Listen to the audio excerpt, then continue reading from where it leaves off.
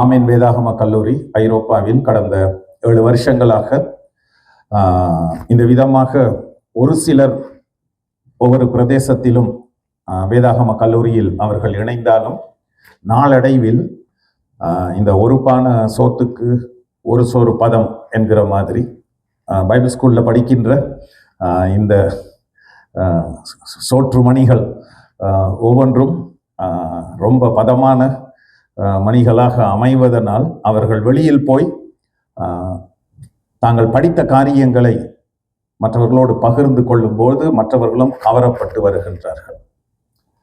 கிறிஸ்தவ சாட்சியும் அந்த விதமானது தான். ஆண்டவர் நம்முடைய வாழ்க்கையில் என்ன செய்தார் என்பதை நாம் வாயால் சொல்வதை விட நம்முடைய வாழ்க்கையில் மற்றவர்கள் அதை கண்டு ஆண்டவரண்டை கவரப்பட்டு வருவது மிக மிக ஆசீர்வாதமான ஒரு காரியம். எனவே நாம் இந்த சுவிட்சர்லாந்தில் ஏற்கனவே பலர் ஆமீன் வேதாகம கல்லூரியில் படிக்கின்றார்கள். ஆனால் ஒரு சபையை சேர்ந்தவர்கள் மட்டும். ஆனால் அது இன்னொரு மற்ற சபைகளுக்கும் அது கடந்து செல்லும் போது படிப்படியாக ஆண்டவர் பெரிய காரியங்களை செய்வார். இப்போ இந்த மாதிரி கூட்டங்களில் கொடுக்கப்பட்ட தலைப்புகளுக்கு கீழே நாம் பேச வேண்டியது அவசியம். கொடுக்கப்பட்ட தலைப்பு ஆவிக்குரிய வரங்கள். ஆனால் நான் இன்னொரு வார்த்தையை சேர்த்து வச்சிருக்கிறேன். ஆவிக்குரிய வரங்களை அறிந்து கொள்ளுங்கள். அதனால அந்த தலைப்பை குறித்து கொஞ்சம் நான் சொல்ல வேண்டியது மிக மிக அவசியம். ஆவிக்குரிய வரங்களை குறித்து அதிகமாக பவுல் கொரிந்தியருக்கு எழுதிய 1வது நிருபத்தில் நாம வாசிக்கலாம். 12ஆம் அதிகாரத்தில் 1 வசனத்தில் அதை ஆரம்பிக்கின்றார். ஆவிக்குரிய வரங்களை குறித்து ஆரம்பிக்கும் போது எப்படி ஆரம்பிக்கிறார் என்று பாருங்கள். நாம ஆவிக்குரிய வரங்களை குறித்து படிக்கும் போது 1 கொரிந்தியர் 12ஆம் அதிகாரம் 8 - 11 வரை அவ்வளவுதான் நம்ம வாசிப்போம். அதுக்கு மேலே இங்கேயும் அதிகமாக வாசிக்க மாட்டோம்.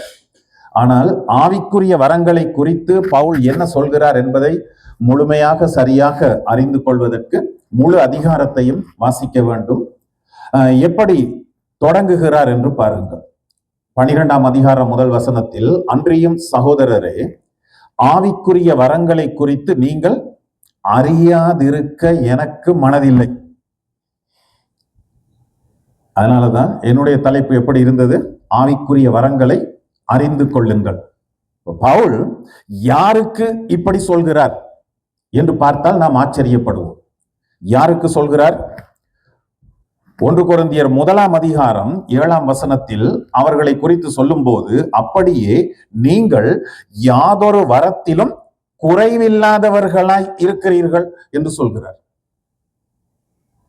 ஆரம்பத்தில் அவர்கள் எல்லா விதமான வரங்களிலும் குறைவற்றவர்களாக நிறைவோடு இருந்தார்கள். அப்படிதான் அவர்களை பாராட்டுகிறார். அது நிஜமானதாக இருந்தது. கொரிந்து சபையில் பல வரங்கள் செயல்பட்டது. எல்லா வரத்திலும் அவர்கள் குறைவற்றவர்களாக இருந்தார்கள். எல்லா அறிவிலும் சம்பூர்ணம் உள்ளவர்களாக இருந்தார்கள். வரங்களை பெற்றிருந்த மக்கள், ஆனால் வரங்களை பற்றிய அறிவற்ற மக்கள். இதான் இந்த கொரிந்து சபை மக்களினுடைய நிலைமை. வரங்கள் செயல்பட்டது, வரங்களை பெற்றிருந்தார்கள், உபயோகித்தார்கள். ஆனால் வரங்களை குறித்த அறிவு அவர்களுக்கு இல்லை. அப்ப இன்றைய கிறிஸ்தவ உலகத்தை நாம் பார்க்கும்போது சில நேரங்களில் இதே விதமாகத்தான் இருக்கிறது. வரங்கள் செயல்படுகிறது, வல்லமையாக செயல்படுகிறது. அதை மறுக்கவும் முடியாது. அதற்கு எந்த விதமான மாற்று கருத்துகளும் இல்லை. ஆனால் வரங்களை குறித்த சரியான தெளிவான அறிவுடையவர்களாக இருக்கிறோமா என்பது ஒரு கேள்விக்குறி. ஆனால் சிலர் சொல்வார்கள், வரங்கள் செயல்படுகிறது, எனவே ஏன் இப்படி ஒரு கேள்வியை கேட்க வேண்டும்? அதை குறித்த அறிவு நமக்கு தேவையா அப்படி என்று கேட்பார்கள். ஆனால் பவுல் என்ன சொல்கிறார்? 1 கொரிந்தியர் 12:1, ஆவிக்குரிய வரங்களை குறித்து நீங்கள் அறியாதிருக்க எனக்கு மனதில்லை. அந்த மாதிரி தான் எனக்கும் இது நான் சொல்ற மாதிரியே இருக்குது. ஆவிக்குரிய வரங்களை குறித்து இன்றைய தமிழ் கிறிஸ்தவர்கள் அறியாதிருக்க எனக்கு மனதில்லை. ஏன் பவுல் இப்படி சொல்கிறார்?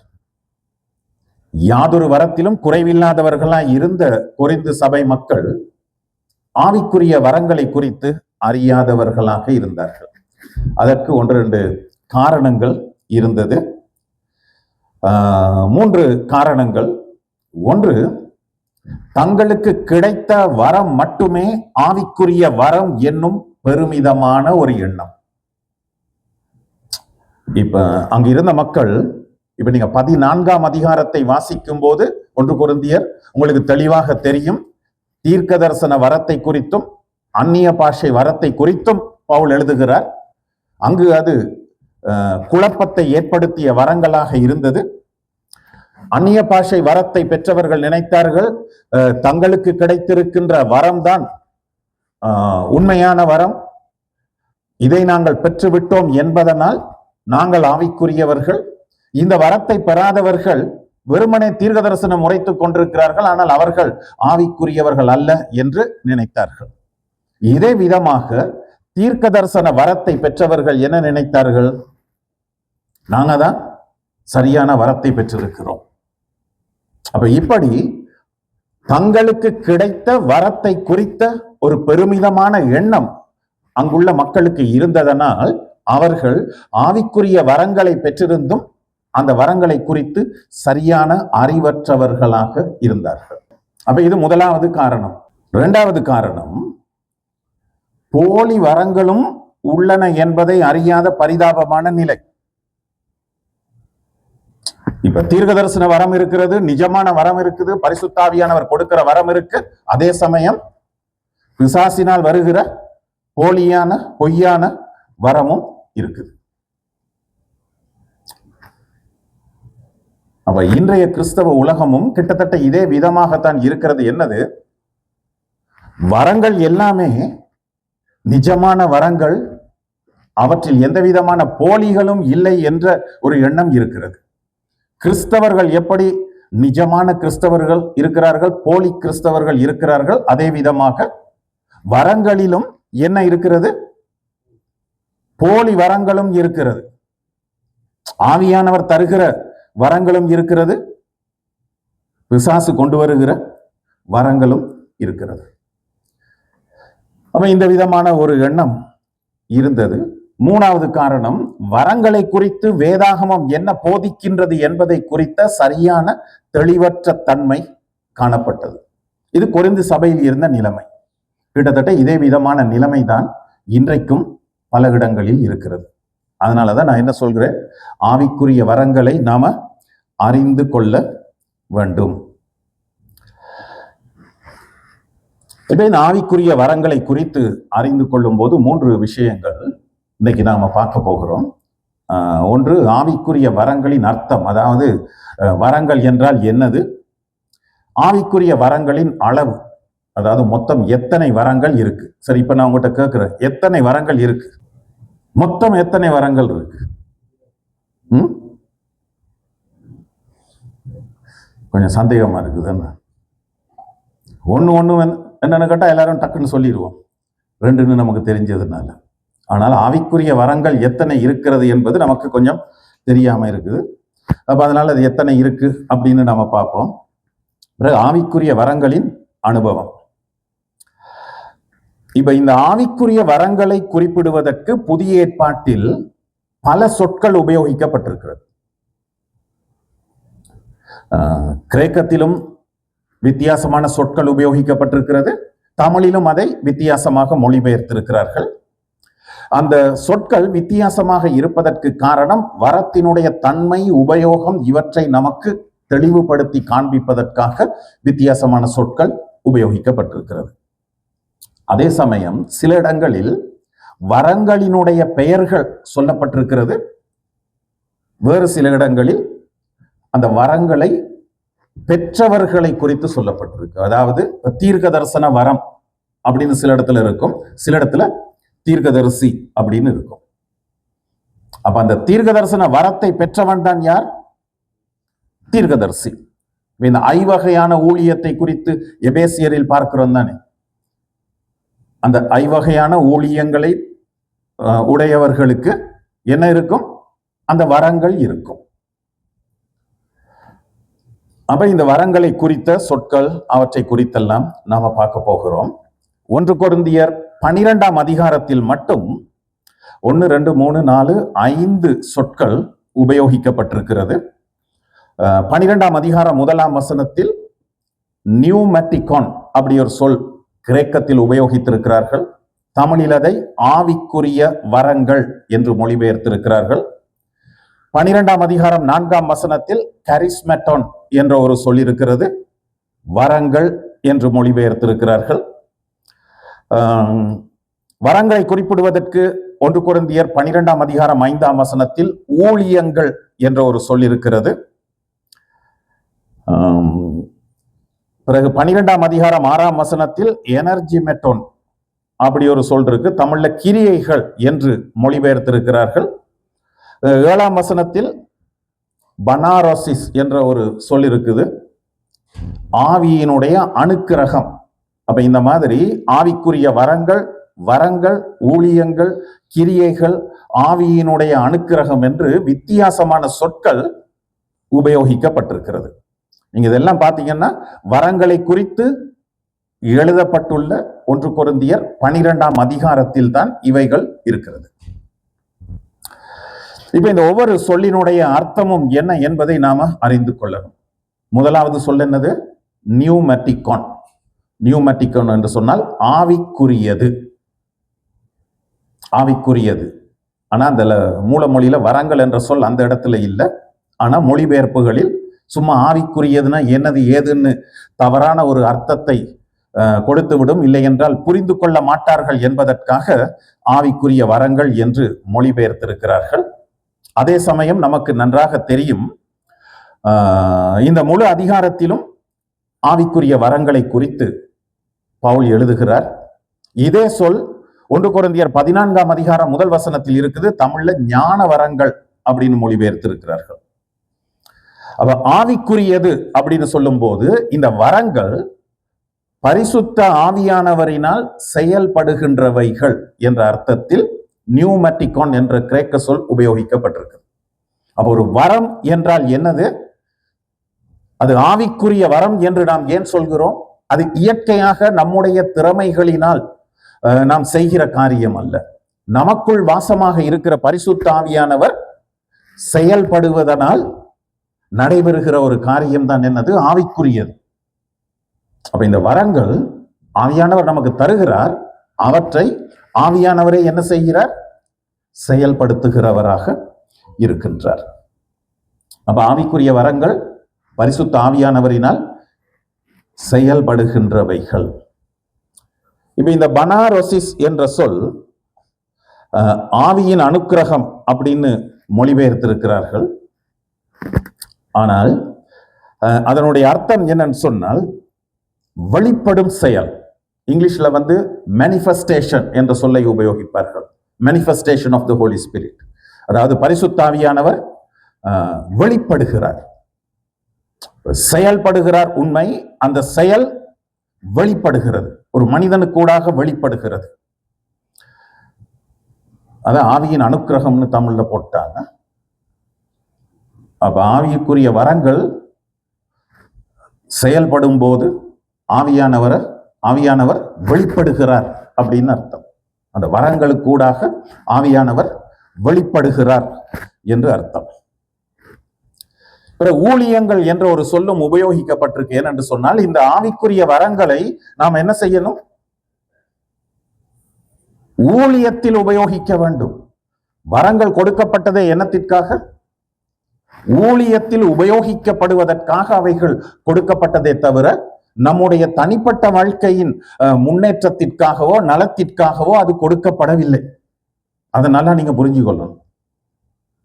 இதனால தான் இந்த சுகமாக்கும் வரம் உடைய ஊழியர்களை நீங்கள் பார்த்தீர்கள் என்றால், இதெல்லாம் வெளியில சில நேரம் காட்டிக்கொள்ள மாட்டார்கள். அவர்களுக்கு சில வியாதிகள் இருக்கும். நான் பேரெல்லாம் சொல்ல விரும்பவே இல்லை, ஏன்னா யாரையும் நான் குறை சொல்ல விரும்பல. நான் நிஜத்தை மட்டும் சொல்கிறேன். ஏனென்றால் ஏதோ ஒரு குறை இருக்கும். காரணம் என்னவென்றால் அவருக்கு கொடுக்கப்பட்டிருக்கிற வரம் அவருடைய தனிப்பட்ட வாழ்க்கைக்காக அல்ல, ஊழியத்திற்காக கொடுக்கப்பட்ட வரம்.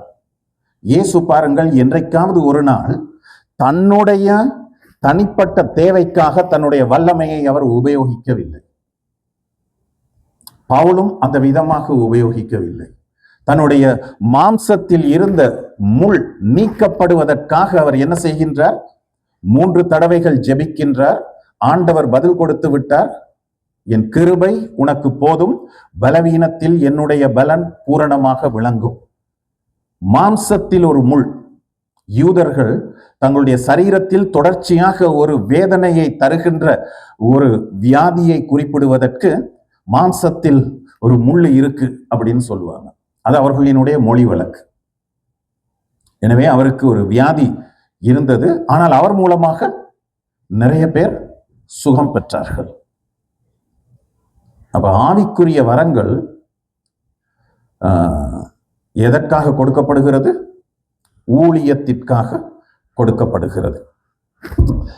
இவ கிரியை என்ற ஒரு சொல்லும் நம்ம பார்த்தோம், மொழிபெயர்த்திருக்கிறார்கள். எனர்ஜி மெட்டோன் என்ற ஒரு சொல் வல்லமை அளித்தல்.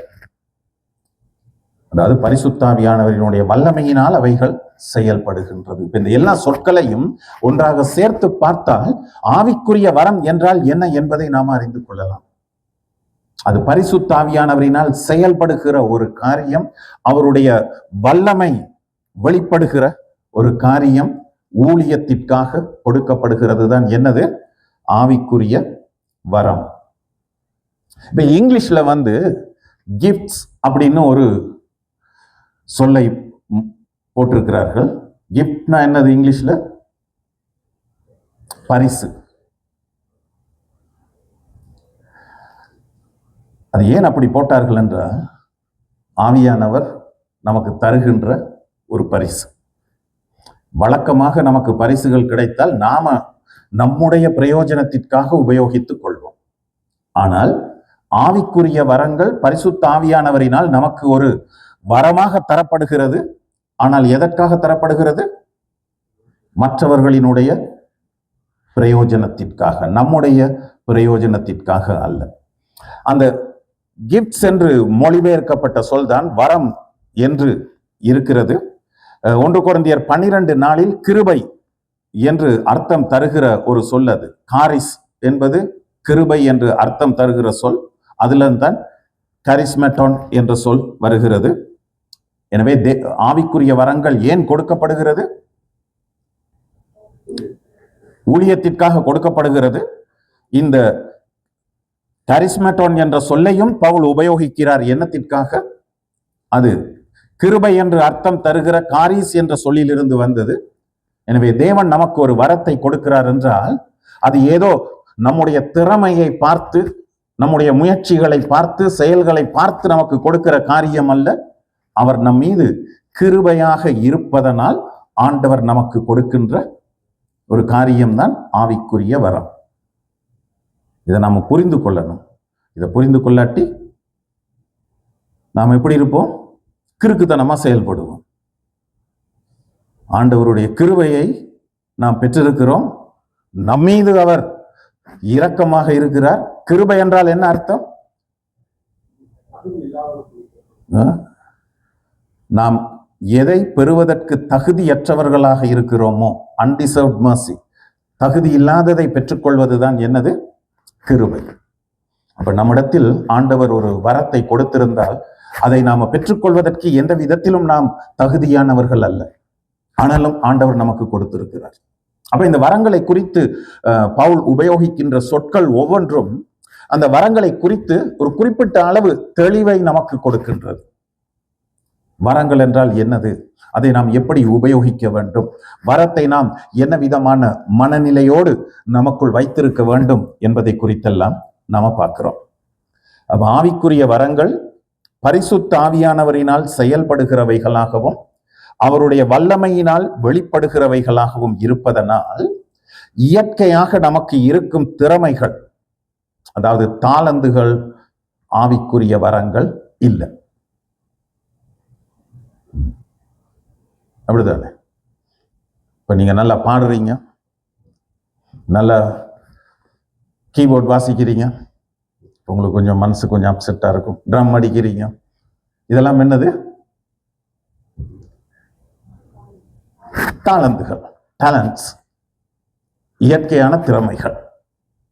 இப்ப நம்ம கிறிஸ்தவர்கள் மட்டுமா கிட்டார் அடிக்கிறோம், கிறிஸ்தவர்கள் மட்டுமா கீபோர்ட் வாசிக்கிறோம், கிறிஸ்தவர்கள் மட்டுமா ட்ரம் வாசிக்கிறோம், உலகத்தில் இருக்கிறவன் இதோட நல்லா வாசிக்கிறான்.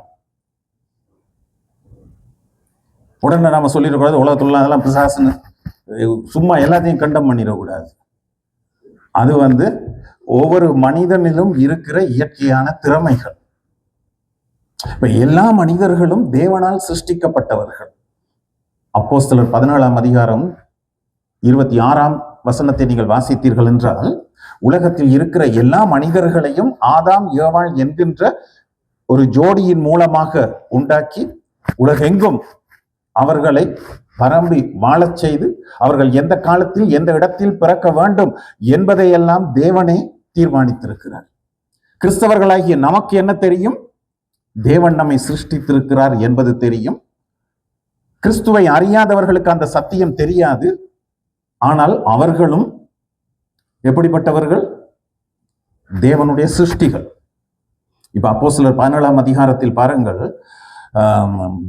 புறஜாதி மக்களிடத்தில் பவுல் பேசும்போது, நாம் எல்லாரும் அவருடைய சந்ததியாராய் இருக்கிறோம் என்று உங்கள் புலவர்களில் சிலரும் சொல்லி இருக்கிறார்களே அப்படின்றார். யார் அந்த புலவர்கள்? ஆண்டவரை அறிந்தவர்கள் அல்ல, புறஜாதி புலவர்கள். அவர்களும் தேவனால் சிருஷ்டிக்கப்பட்டவர்கள் என்பதனால், தேவனுடைய சாயலில் சிருஷ்டிக்கப்பட்டவர்கள் என்பதனால் தேவனை குறித்த ஒரு சில விஷயங்கள் தெரியும். இயேசுவை குறித்து அவர்களுக்கு தெரியாது. சிருஷ்டிகராகிய தெய்வம் இருக்கின்றார் என்று அவர்களுக்கு தெரியும். ஆனால் அவர்களுக்கு வேத சத்தியம் தெரியாததனால் தங்களுடைய கற்பனையின்படி மதங்களை உலகத்தில் உருவாக்கி இருக்கின்றார்கள். அப்ப எல்லா மனிதர்களையும் உலகத்தில் யாராக இருந்தாலும் தேவன் தான் சிருஷ்டித்தார். அதனால் ஒவ்வொரு மனிதனுக்குள்ளும் என்ன இருக்கிறது? திறமைகள் இருக்கிறது. அப்ப அந்த திறமைகள் வேறு, ஆவிக்குரிய வரங்கள் வேறு. ஆவிக்குரிய வரங்கள் நாமவே செயல்படுகிறது அல்ல, பரிசுத்தாவியானவர் செயல்படுகின்ற காரியங்கள். ஆவியானவர் ஒருவனுக்குள் இருப்பதனால் அவன் மூலமாக வெளிப்படுகிறவைகள் தான் ஆவிக்குரிய வரங்கள். அப்ப நாம் அந்த இயற்கையான திறமைகள், தாளந்துகளுக்கும் ஆவிக்குரிய வரங்களுக்கும் இடையே இருக்கிற வித்தியாசத்தை புரிந்து கொள்ளணும். அப்ப தாளந்துகள் பிறவியிலேயே இருக்குது. ஒரு பிள்ளை ஞாபகம் இருக்கு, பிறந்து ஒரு 4 வயசோ 5 வயசு திருக்குறள்ல இருக்கிற அத்தனை குறளையும் மனப்பாடமா சொல்லுது. நமக்கு பைபிள்ல இருக்கிற 5 வசனம் மனப்பாடமா இல்ல, ஒழுங்கா வாசிக்கவும் தெரியாம சில கிறிஸ்தவர்கள் இருக்கிறார்கள். அது ஒரு சிறப்பான திறமை. அப்ப அந்த திறமையை அந்த பிள்ளை என்ன செய்திருக்கிறது? கிறிஸ்தவ பிள்ளையாக இருந்திருந்தால் என்ன செய்திருப்பார்கள் பெற்றோர்கள்? வேத வசனங்களை மனப்பாடம் செய்ய பயிற்றுவித்திருப்பார்கள். ஆனால் அந்த பிள்ளை வேறொரு குடும்பத்தில் பிறந்ததனால் அந்த பெற்றோர் திருக்குறளை மனப்பாடம் பண்ண பயிற்சி கொடுத்திருக்கிறார்கள். அப்ப இது பிறவியில் இருப்பது, அவிசுவாசிகளிலும் காணப்படுகிறது. பயிற்சி செய்ய செய்ய அது என்ன நடக்குது? விருத்தி அடைகிறது.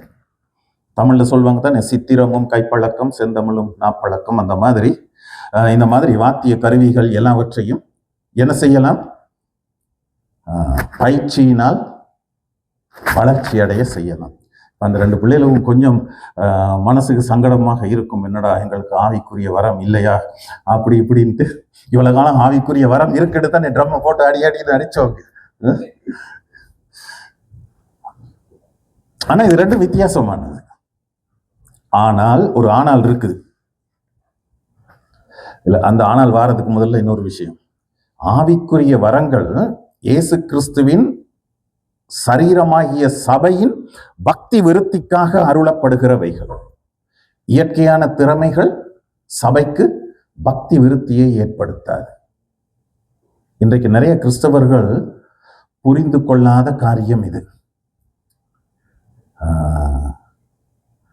யாருக்காவது கொஞ்சம் பாட்டு பாட திறமை இருந்து, ஒரு இசைக்கருவியை வாசிக்க திறமை இருந்தால் அவன்தான் ஊழியக்காரன் என்கின்ற ஒரு நிலைமை இன்றைய கிறிஸ்தவ உலகத்துல வந்துருச்சு. இதை மாற்ற முடியாது. ஆனால் அவர்கள் நன்றாக பாடுகிறார்கள், நன்றாக பாடல்கள் எழுதுகிறார்கள். ஆனால் நன்றாக பிரசங்கம் பண்ணுகிறார்களா என்பது நீங்கள் வேதத்தை வாசித்து புரிந்து கொள்ள வேண்டிய ஒரு காரியம். அதை குறித்து நான் ஒன்றும் சொல்ல வரல. திறமைகள் இருக்கிறது. அந்த திறமைகளை மட்டும் வைத்து நாம் ஒரு சபையை கட்டுவதற்கோ இல்லை என்றால் ஊழியங்களை செய்வதற்கோ நாம் முயற்சி செய்தால் காலம் போக போக நாம் களைத்து போயிடுவோம். ஏனென்றால் நம்முடைய சுய பலத்தினால் அதை செய்கிறோம். ஆனால் ஆவிக்குரிய வரம் என்ன செய்கிறது? பரிசுத்தாவியானவர் நமக்கு உதவி செய்கின்றார். அதனால நமக்கு களைப்பு வராது. தொடர்ந்து நாம செய்து கொண்டே இருப்போம். சாகும் வரைக்கும் பலத்தோடு அதை செய்து கொண்டே இருப்போம். எந்த களைப்பும் இல்லாமல் செய்வோம். ஏன்னா நாம் அல்ல, பரிசுத்தாவியானவர் தான் அதை செய்கின்றார். இப்ப இந்த ஆனாளுக்கு வருவோம். என்னது இல்லைன்னா அந்த 2 பிள்ளைகளும் பாவம் என்னை ரொம்ப நல்லா வாசிச்சாங்க. இயற்கையாக நமக்கு தேவன் கொடுத்த தாளந்துகள், திறமைகள், இவற்றை நாம் ரட்சிக்கப்பட்டதற்கு பிறகு முழுமையாக தேவனுக்காக நாம இதை உபயோகிக்க போகிறோம் என்று அவருக்காக அதை நாம் அர்ப்பணிக்கும் போது நமக்குள் வாசமாக இருக்கிற பரிசுத்தாவியானவர் என்ன செய்வார்?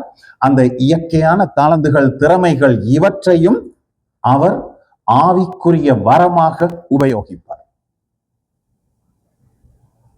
சரியா? இது நம்ம தெளிவாக புரிந்து கொள்ளணும். நான் ஏன் இதை சொல்கிறேன் என்றால், ஊழியத்தில் சிலர் ஆவியானவரை சார்ந்திராமல் வெறும் தங்களுடைய திறமைகளில் மட்டும் சார்ந்திருப்பவர்களாக இருப்பார்கள். அந்த விதமாக நாம் இருக்கக்கூடாது. நமக்குள் பரிசுத்தாவியானவர் வாசம் செய்கின்றார். நமக்கு நிறைய தாளந்துகள், திறமைகளை ஆண்டவர் கொடுத்திருக்கிறார். அவை எல்லாவற்றையும் நாம் என்ன செய்யணும்? ஆண்டவருடைய நாம மகிமைக்காக உபயோகிக்கணும். இப்ப பாருங்க, வேதத்தின் முதல் 5 புத்தகங்களையும் எழுதியது யார்? மோசே. எழுதுறதுக்கு என்னது தேவை? மொழி அறிவு தேவை, எழுதக்கூடிய ஆற்றல் தேவை, படிப்பறிவு தேவை. தேவன் என்ன செய்தார்? அற்புதமான விதத்தில் பார்வோனுடைய அரண்மனையில் ஒரு ராஜகுமாரனாக வளர்கிற ஸ்லாக்கியத்தை மோசேக்கு கொடுத்தார். இப்ப தேவன் சொன்ன காரியத்தை தான் மோசே எழுதினான். ஆனால் அதை எழுதுவதற்கு அவனுக்கு என்ன இருக்கணும்?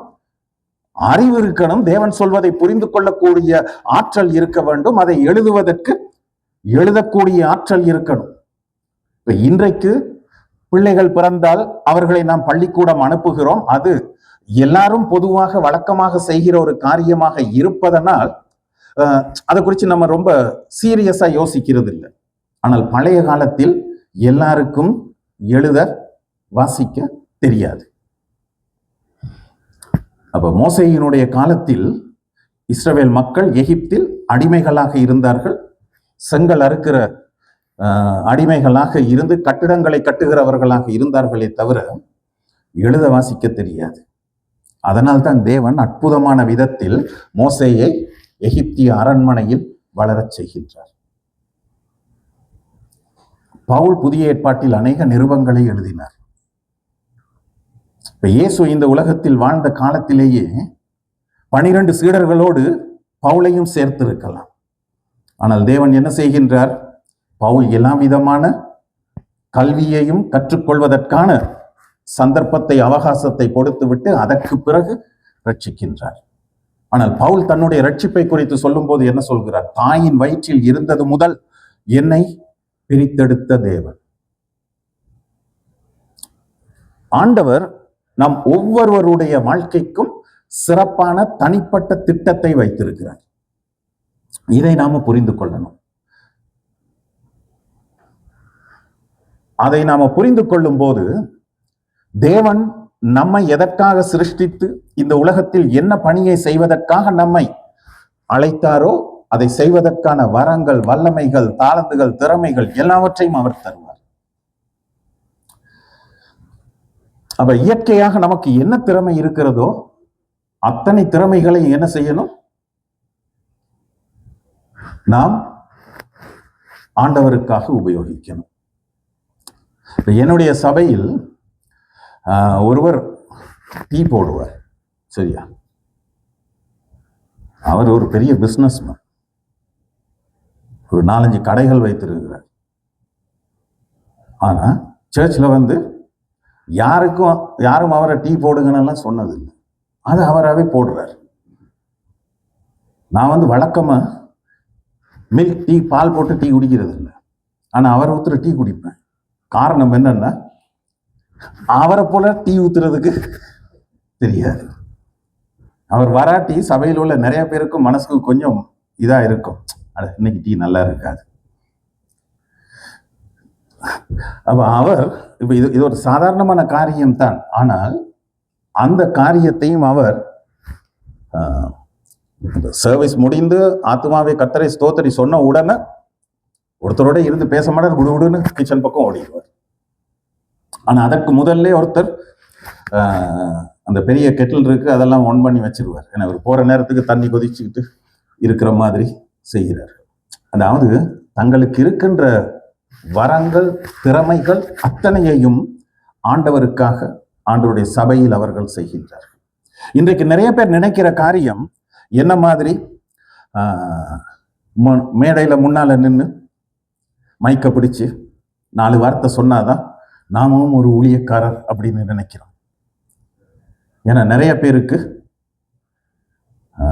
மைக்கின் மீது ஒரு மயக்கம் இருக்கு. அது சபையில நிறைய பேருக்கு இந்த மைக்கின் மீது மயக்கம் இருக்கிறதுனால சபையில இருக்கிற நிறைய பேருக்கு மனசுக்குள் ஒரு கலக்கம். என்ன கலக்கம் அது? மைக்க பிடிச்சவர் எப்ப நிப்பாட்டுவார் என்கிற கலக்கம். அப்ப இந்த மாதிரி நமக்கு மைக் வேணும்னு நாம நினைக்க கூடாது. நாம் சிறிய காரியத்தை செய்தாலும் இந்த ஆலயத்தை நாம் கூட்டி, பெருக்கி, சுத்தப்படுத்தி, அடுக்கி வைக்கிறது, இவைகள் எல்லாம் தேவனுடைய பார்வையில் என்னவாக இருக்குது? பெரிய ஊழியங்களாக இருக்கு. சரி, இப்ப உங்களுக்கு இயற்கையான வரங்கள் இருக்குது, தாளந்துகள், அந்த இயற்கையான தாளந்துகள், திறமைகள் இருக்கு, ஆவிக்குரிய வரங்கள் இருக்குது. ஆனாலும் இயற்கையான தாளந்துகளையும் நாம் ஆண்டவருக்காக மட்டும்தான் உபயோகிப்போம் என்று அர்ப்பணிக்கும் போது பரிசுத்த ஆவியானவர் என்ன செய்வார்? நமக்கு உதவி செய்வார். அந்த மாதிரி அர்ப்பணிப்பு நமக்கு இல்லாவிட்டால் ஆவியானவர் உதவி செய்ய மாட்டார். அப்ப நாம தான் என்ன செய்யணும்? ஆவியானவரிடத்துல கேட்கணும். நாம் எவ்வளவு திறமையானவர்களாக இருந்தாலும் என்ன செய்யணும்? ஆவியானவர் நமக்கு உதவி செய்யும்படியாக கேட்கணும். அப்ப ஆவியானவர் உதவி செய்வார். அது இப்போ உங்களுக்கு கொஞ்சம் தெளிவு வந்திருக்குன்னு நினைக்கிறேன். ஆவியின் வரங்கள் என்றால் என்னது? சரி, இப்ப எத்தனை ஆவிக்குரிய வரங்கள் இருக்குது? ஒரு தடவை பேப்பர் கொடுத்து ஒரு சபையில எழுதி எத்தனை வரங்கள் அப்படின்னு சொன்ன போது இந்த மாதிரி 3 பதில்கள் வந்தது. சிலர் 9 வரங்கள் அப்படின்னாங்க, சிலர் 3 வரங்கள் அப்படின்னாங்க, சிலர் 20 வரங்கள் அப்படின்னாங்க. எத்தனை வரங்கள்? யோசனையா இருக்குதுன்னா,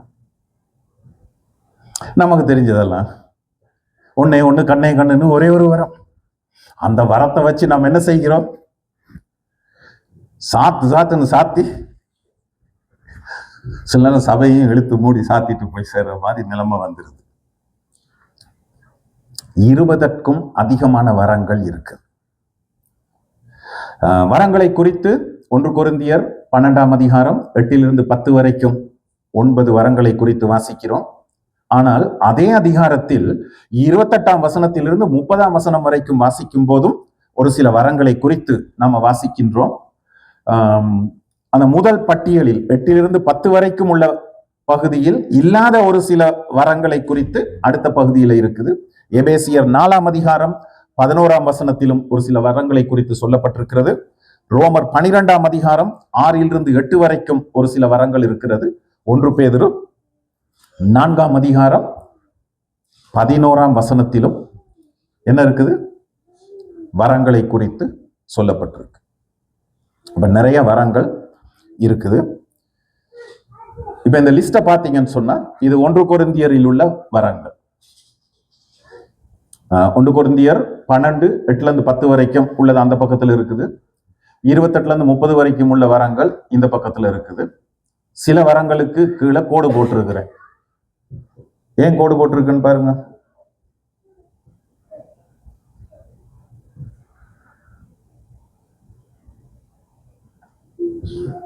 யார் கண்டுபிடிக்கிறான்னு பார்ப்போம். நீங்க சொன்ன மாதிரி சொல்லாம கண்டுபிடிக்கிற ஆளுக்கு ஒரு சாக்லேட், அப்படிதான் நீங்க உங்களோட பிள்ளைங்க சொன்னீங்க.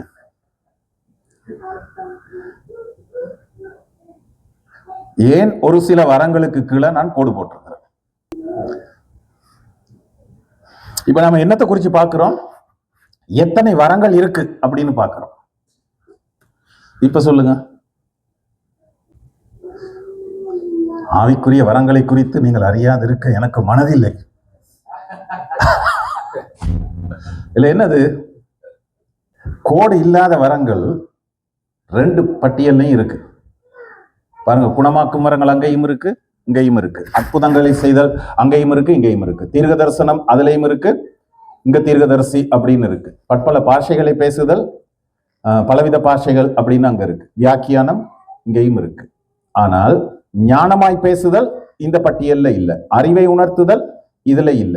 விசுவாசம் இதுல இல்ல. ஆவிகளை பகுத்தறிதல் இதுல இல்ல.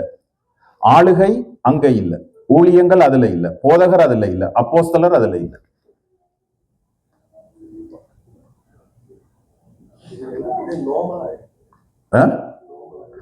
அப்ப உங்களுக்கு இப்ப என்ன தெரியுது? 2 பட்டியல்கள் 1 கொரிந்தியர் 12ஆம் அதிகாரத்தில் இருக்கு.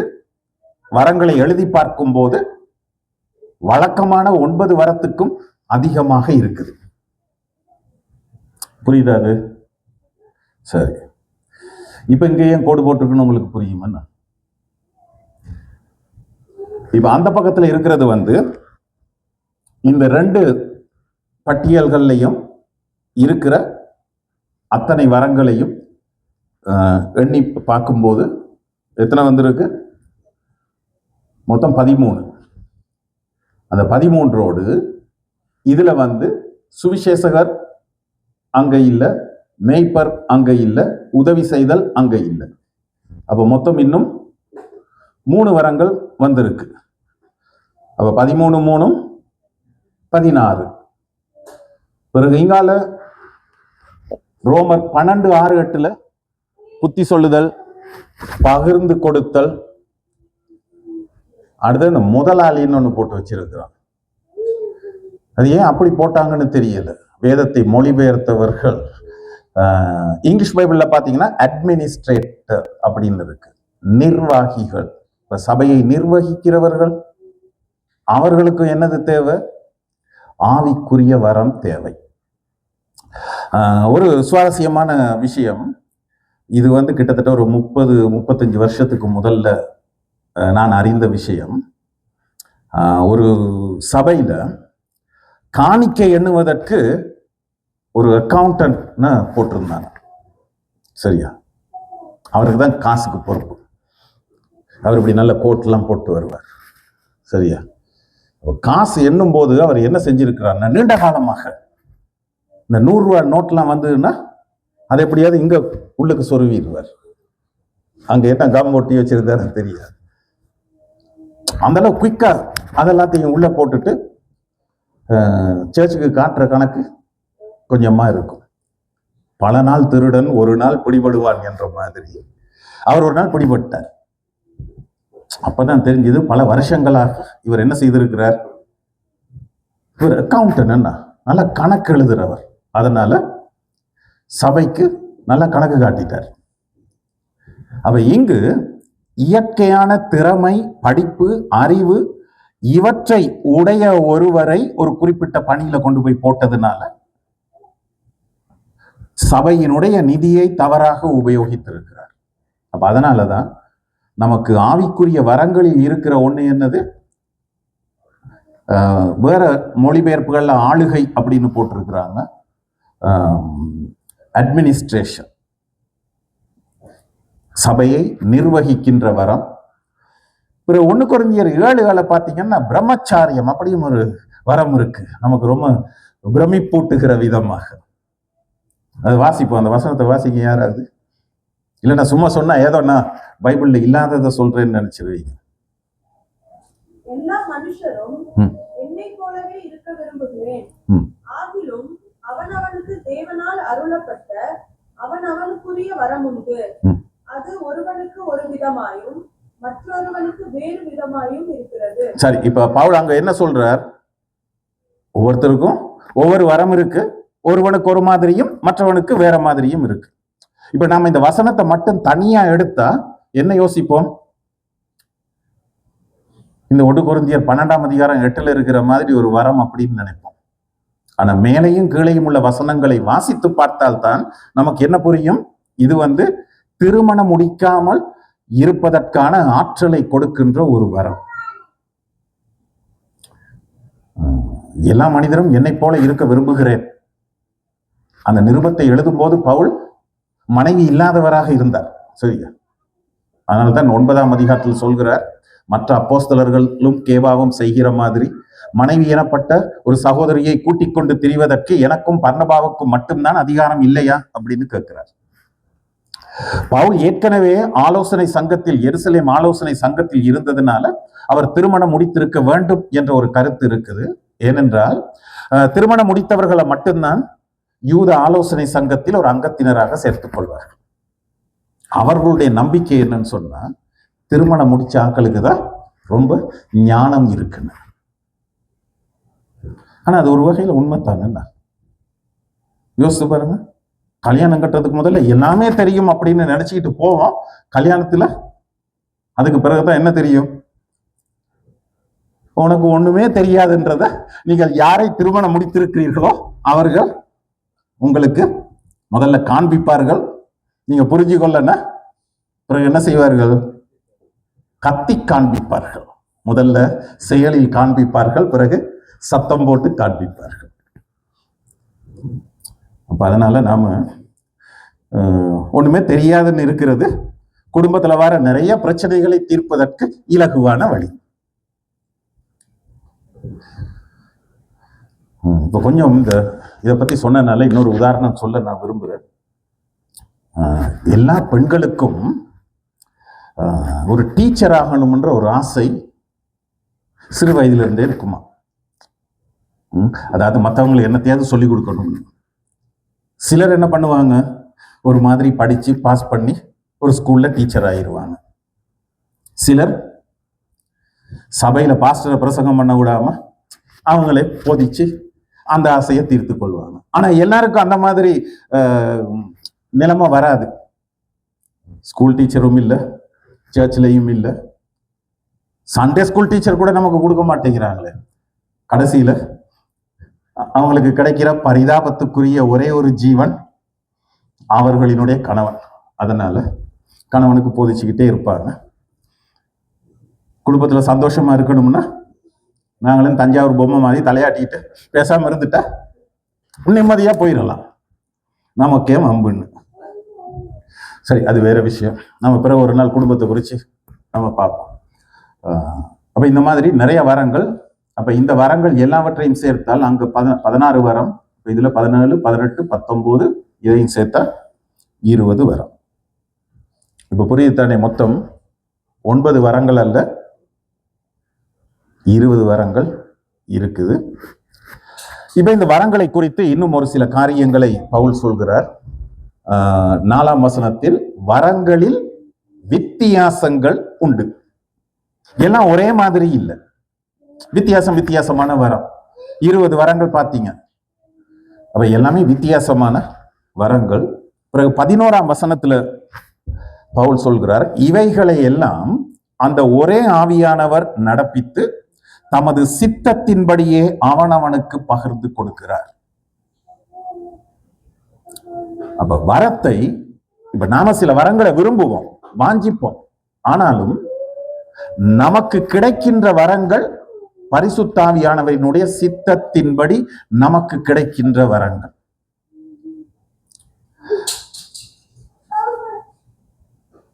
இதனால்தான் 1 பேதுரு 4ஆம் அதிகாரம் 10ஆம் வசனத்துல சொல்கிறார், அவனவன் பெற்ற வரத்தின்படியே நீங்கள் தேவனுடைய பற்பல கிருபையுள்ள ஈவுகளை பகிர்ந்து கொடுக்கும் நல்ல உக்கிரானக்காரர் போல ஒருவருக்கொருவர் உதவி செய்யுங்கள். அப்ப இந்த வரங்கள், ஒரு மனிதனுக்கு எல்லா வரங்களும் கிடைப்பதில்லை. சிலர் திடீர்னு ஒரு கூட்டத்துக்கு போயிட்டு வந்து சொல்லுவாங்க, எனக்கு 9 வரம் கிடைச்சிருச்சு. எப்படி தெரியும் உங்களுக்கு? உங்களுக்கு குணமாக்கும் வரம் இருக்குன்னு சொன்னா நீங்க ஒரு மனிதன் மீது கையை வைத்து ஜெபித்து அவனுக்கு வியாதி உடனடியாக சுகமாகணும். அப்பதான் அந்த வரம் இருக்குன்னு அர்த்தம். அப்ப ஒரு மனிதனுக்கு எல்லா வரங்களும் கொடுக்கப்படுவதில்லை. வரங்களில் வித்தியாசம் இருக்குது. 20 வரங்கள் இருக்கு. ஆனாலும் ஆவியானவர் என்ன செய்கிறார்? பகிர்ந்து கொடுக்கிறார். பகிர்ந்து கொடுத்து நாம் இந்த வரங்களை வைத்து ஒருவருக்கொருவர் உதவி செய்ய வேண்டும் என்று வேதம் சொல்கிறது.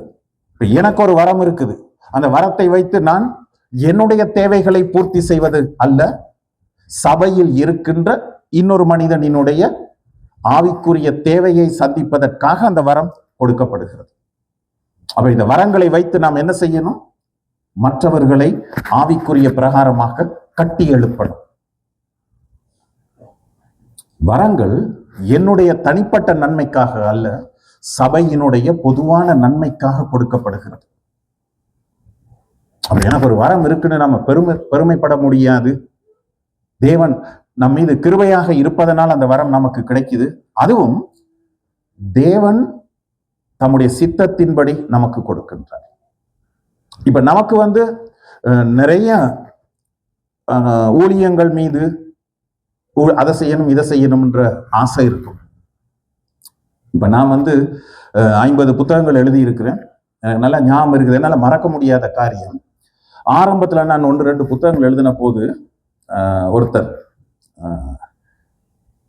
பெருசா சொன்னார், புத்தகத்துல பெரிய வேலையா, மேசையில் ஒரு 10 புத்தகத்தை போட்டுட்டு ஒன்ன உட்காந்து எழுதுறது தானே என்ன. நான் சொன்னேன், அப்படின்னா நீங்களும் ஒன்று எழுதி காட்டுங்க. அவர் ட்ரை பண்ணார் 2 வருஷமா 3 வருஷமாச்சு, ஒன்றும் எழுத முடியல. இந்த தமிழ்ல சொல்லுவாங்க, காண மயிலாட கண்டிருந்த வான்கோழி தானும் அதுபோல் ஆடி பார்த்ததாம். அப்படியெல்லாம் பாட்டெல்லாம் படிச்சிருக்கிறீங்களா? எப்பமோ படிச்ச 1-2 பேர் தலையாட்டுறாங்க. பிள்ளைகளுக்கு இது என்னடா அந்நிய பாஷை மாதிரி இருக்குது, ஒன்றும் புரியாம. அந்த மாதிரி இன்னொருத்தரும் புத்தகம் எழுதினாரு. ஏதோ ஒரு சரி, இவர் என்ன கடைசியில பண்ணாருன்னா, ஒரு புத்தகம் கட்டாயம் எழுதணுன்றதுக்காக ஒரு இங்கிலீஷ் புத்தகத்தை எடுத்து அப்படியே சிங்களத்துல டிரான்ஸ்லேட் பண்ணார். இன்னொருத்தரும் இந்த மாதிரி சவால் விட்டார். அவரோட புத்தகத்தை பார்த்தா அதுல பைபிள் வசனத்தை தவிர வேற ஒன்றும் இல்லை. ஒரு புத்தகத்தோட போயிட்டாங்க. அவங்களாம் அந்த காலத்துல எனக்கு எதிராக செயல்பட்டவர்கள். நம்ம ஒரு ஊழியம் என்று வரும்போது இப்ப 40 வருஷம் ஆயிருச்சு. 40க்கும் மேல 84 இருந்து ஊழியம் செய்கிறேன். அப்ப 41-42 வருஷங்கள் ஆயிருச்சு. இப்ப அந்த ஊழியத்தின் ஆரம்ப காலத்தில் எதிர்ப்புகள் வரும். நம்ம ஒரு காரியத்தை ஆண்டவருக்காக செய்யும் போது, ஆண்டவர் நம்மை வழி நடத்தும் போது, அந்த எதிர்ப்புகளுக்கெல்லாம் நாம் என்ன செய்யக்கூடாது? இந்த காதல கட்டு இந்த காதல இல்லை, இந்த காதல கட்டு இந்த காதலையே விட்டுறணும். அப்புறம் அதை அங்க போடுவாங்க. இப்ப அதுக்குள்ள இங்கால எடுக்கும் போது சில நேரம் அது அப்படியே கொஞ்சம் கீழே வந்துருக்கும்ண்ணா. இதெல்லாம் காது கொடுத்து கேட்கக்கூடாது. ஆண்டவருக்கு விசுவாசிகள் தான் தேவையே தவிர விமர்சகர்கள் தேவையில்லை. சரியா? பரிசேயர்கள்லாம் எப்படி இருந்தாங்க? ஆண்டவரை விமர்சித்தார்கள். ஆனால் ஆண்டவர் தம்மை விசுவாசிப்பவர்களைத்தான் தேடினார். நம்ம விமர்சிச்சு ஒன்றும் நடக்க போறது இல்லை. ஆண்டவர் நமக்கு என்ன வரத்தை கொடுத்திருக்கிறாரோ அதை ஆண்டவருடைய நாம மகிமைக்காக நாம உபயோகப்படுத்தணும். அதே சமயம் இன்னொரு மனிதனுக்கு இருக்கின்ற வரத்தை பார்த்து நாம பொறாமைப்படக்கூடாது. இதுதான் இன்னைக்கு சபைகள்ல இருக்கிற பெரிய ஒரு குழப்பம். இப்ப சிலருக்கு நம்ம சபையில வர்ஷிப் பண்ண கொடுத்தா வேற சிலர் வந்து சொல்லுவாங்க, என்னது மாஸ்டர் அவர் பாருங்க எவ்வளவு பிள்ளை விட்டார் வர்ஷிப்ல, எனக்கு கொடுத்துருந்தீங்கன்னா அதை விட நல்லா செய்திருப்பேன். இந்த மாதிரி ஒரு காலத்துல ஒருத்தர் சொன்னார், அவருக்கு கொடுத்து பார்த்தேன். சபையில இருக்கிற அத்தனை பேரும் வந்து எனக்கு என்ன கம்ப்ளைண்ட் பண்ணாங்க, ஏன் பாஸ்டர் இவருக்கு கொடுத்தீங்க, அந்த மாதிரி இருந்தது அந்த ஆராதனை. அதுக்கு பிறகு நான் அவருக்கு கொடுக்கல. அந்த மாதிரி இன்னொருத்தர், அவர் பைபிள் ஸ்கூல்லாம் முடிச்சுட்டு வந்து வருவார். அப்போ அவர்கிட்ட நான் சொன்னேன், அடுத்த வாரம் நீங்கள் வர்ஷிப் செய்யுங்கன்னு சொன்னேன். நான் ஒவ்வொரு திங்கட்கிழமையும் தான் சொல்லுவேன், இந்த ஞாயிற்றுக்கிழமை நீங்கள் வர்ஷிப் பண்ணுங்க. ஏன்னா எங்களோட சர்ச்சில் இப்போ 8 வர்ஷிப் லீடர்ஸ் இருக்கிறாங்க. இப்போ யாருக்கு ரோட்டா போட்டாலும் 2 மாதத்துக்கு ஒன்று தான் வரும். சில நேரங்களில் ஒருத்தருக்கே அடுத்தடுத்தும் கொடுத்துருக்குறாங்க. ஏன் அப்படி பண்ணுறீங்கன்னு கேட்டால், அது ஆண்டவர் வழி நடத்துகிற பேசாம வாய மூடிக்கிட்டு இருக்காங்க. அது சில நேரத்தில் ரொம்ப லேசான ஒரு வார்த்தை. அப்போ அவர் சொன்னார், பாஸ்டர் நான் இப்போ அவர் நல்லா வர்ஷிப் செய்யக்கூடிய ஒருத்தர் தான். அவர் என்ன சொல்றார், பாஸ்டர் இப்போ நான் வர்ஷிப் செய்யறது இல்லை. ஏன்னு கேட்டேன், நான் பைபிள் ஸ்கூல்லாம் போயிட்டு வந்துட்டு அதனால நான் பிரசங்கம் தான் பண்ணுவேன். அப்ப நான் அப்படியே கொஞ்ச நேரம் நானும் யோசித்துக்கிட்டு இருந்துட்டு சொன்னேன், சரி அப்ப நம்ம பிறகு பார்ப்போம், நான் பிறகு சொல்றேன்ட்டு. அவருக்கு ஒரு 2 மாசம் ஒண்ணுமே கொடுக்கல. இப்ப அவர் சபையிலையும் இல்லை.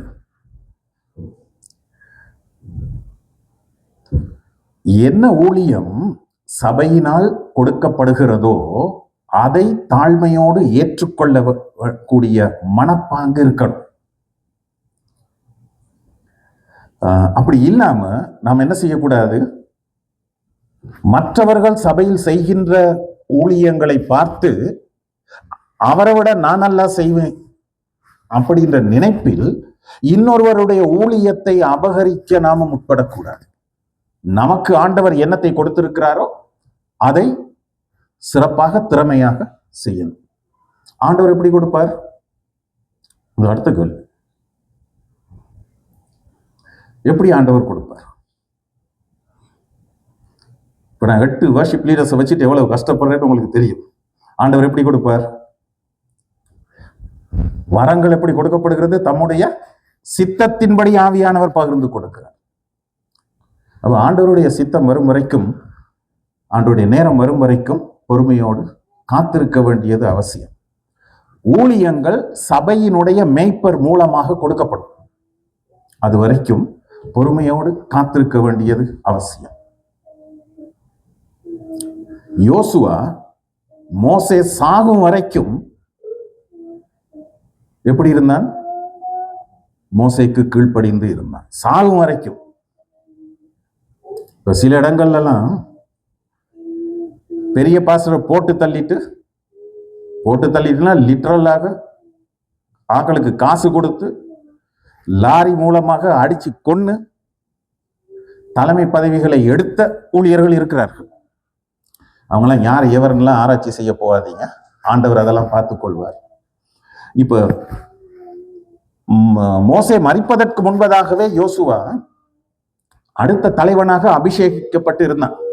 அப்படி இருந்தும் மோசே மரித்ததற்கு பிறகு கூட மோசேயினுடைய மரணத்தை நினைத்து அழுது கொண்டிருந்தானே தவிர, இந்த மோசே போயிட்டார், நம்முடைய காலம் வந்துருச்சுன்னு மக்களை வழிநடத்த அவன் ஆரம்பிக்கவில்லை. தேவன் தான் என்ன சொல்கிறார்? என் தாசனாகிய மோசே மரித்து போனான். யோசுவாவோடு பேசும்போது அதை தான் முதலாவதாக சொல்கிறார். எல்லாருக்கும் தெரிஞ்ச விஷயம், மோசே செத்து போயிட்டான். மக்கள் சில நேரங்களில் யோசுவா உட்பட தேவன் சீனாய் மலையில் மோசையை கொஞ்ச காலம் ஒளித்து வைத்திருந்த மாதிரி எங்கேயோ கொண்டு போயிட்டார் போல, மோசே மறுபடியும் வருவார் என்ற நம்பிக்கையோடு இருந்தார்களோ தெரியாது. ஆனால் தேவன் நேரடியாக சொல்கிறார், என் தாசனாகிய மோசே மரித்து போனான், இப்போது நீயும் இஸ்ரவேல் மக்களும் இந்த நதியை கடந்து கானானுக்குள் போங்கள் என்று சொல்கிறார். எனவே ஆண்டவர் நமக்கு ஊழியங்களை கொடுக்கும் வரைக்கும் நாம பொறுமையாக இருக்கணும். இப்ப இந்த வரங்கள் எதற்காக கொடுக்கப்பட்டிருக்கிறது? நமக்கு அருளப்பட்ட கிருபையின்படியே நாம் வெவ்வேறான வரங்கள் உள்ளவர்களானபடியினால் அப்படின்னு இருக்குது. 1 கொரிந்தியர் 12ஆம் அதிகாரத்துல 8-10 வரைக்கும் வாசிக்கும் போது வேறொருவனுக்கு என்ற சொல் பல தடவைகள் வருகிறது. ஏனென்றால் வரங்கள் பகிர்ந்து கொடுக்கப்படுகிறது. இப்ப இந்த 1 கொரிந்தியர் 12ஆம் அதிகாரம் 7ஆம் வசனத்தை நம்ம பைபிள்ல வாசிங்க. ஆவியினுடைய அனுக்கிரகம் அவனவனுடைய பிரயோஜனத்திற்கு அளிக்கப்பட்டிருக்கிறது. சரி, அது என்ன சொல்லுது? பைபிள் என்ன சொல்லுது? ஆவியினுடைய அனுக்கிரகம் அவனவனுடைய பிரயோஜனத்திற்கென்று கொடுக்கப்பட்டிருக்கிறது. இந்த வசனம் சரியாக மொழிபெயர்க்கப்படலை. சரியா?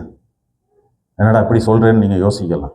இன்னொரு இங்கிலீஷ் பைபிள் எடுத்து, இல்லைன்னா இந்த ஊர்ல என்ன பாசத்து டச் பைபிள பாருங்க, எப்படி இருக்குன்னு பாருங்க.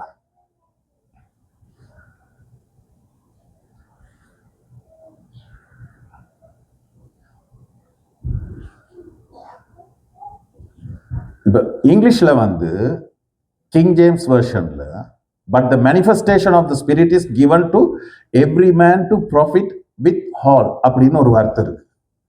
அந்த வித் ஹால்னு இந்த காலத்துல யாரும் உபயோகிக்கிற ஒரு சொல்லே இல்லை. அது 17ஆம் நூற்றாண்டு சொல்.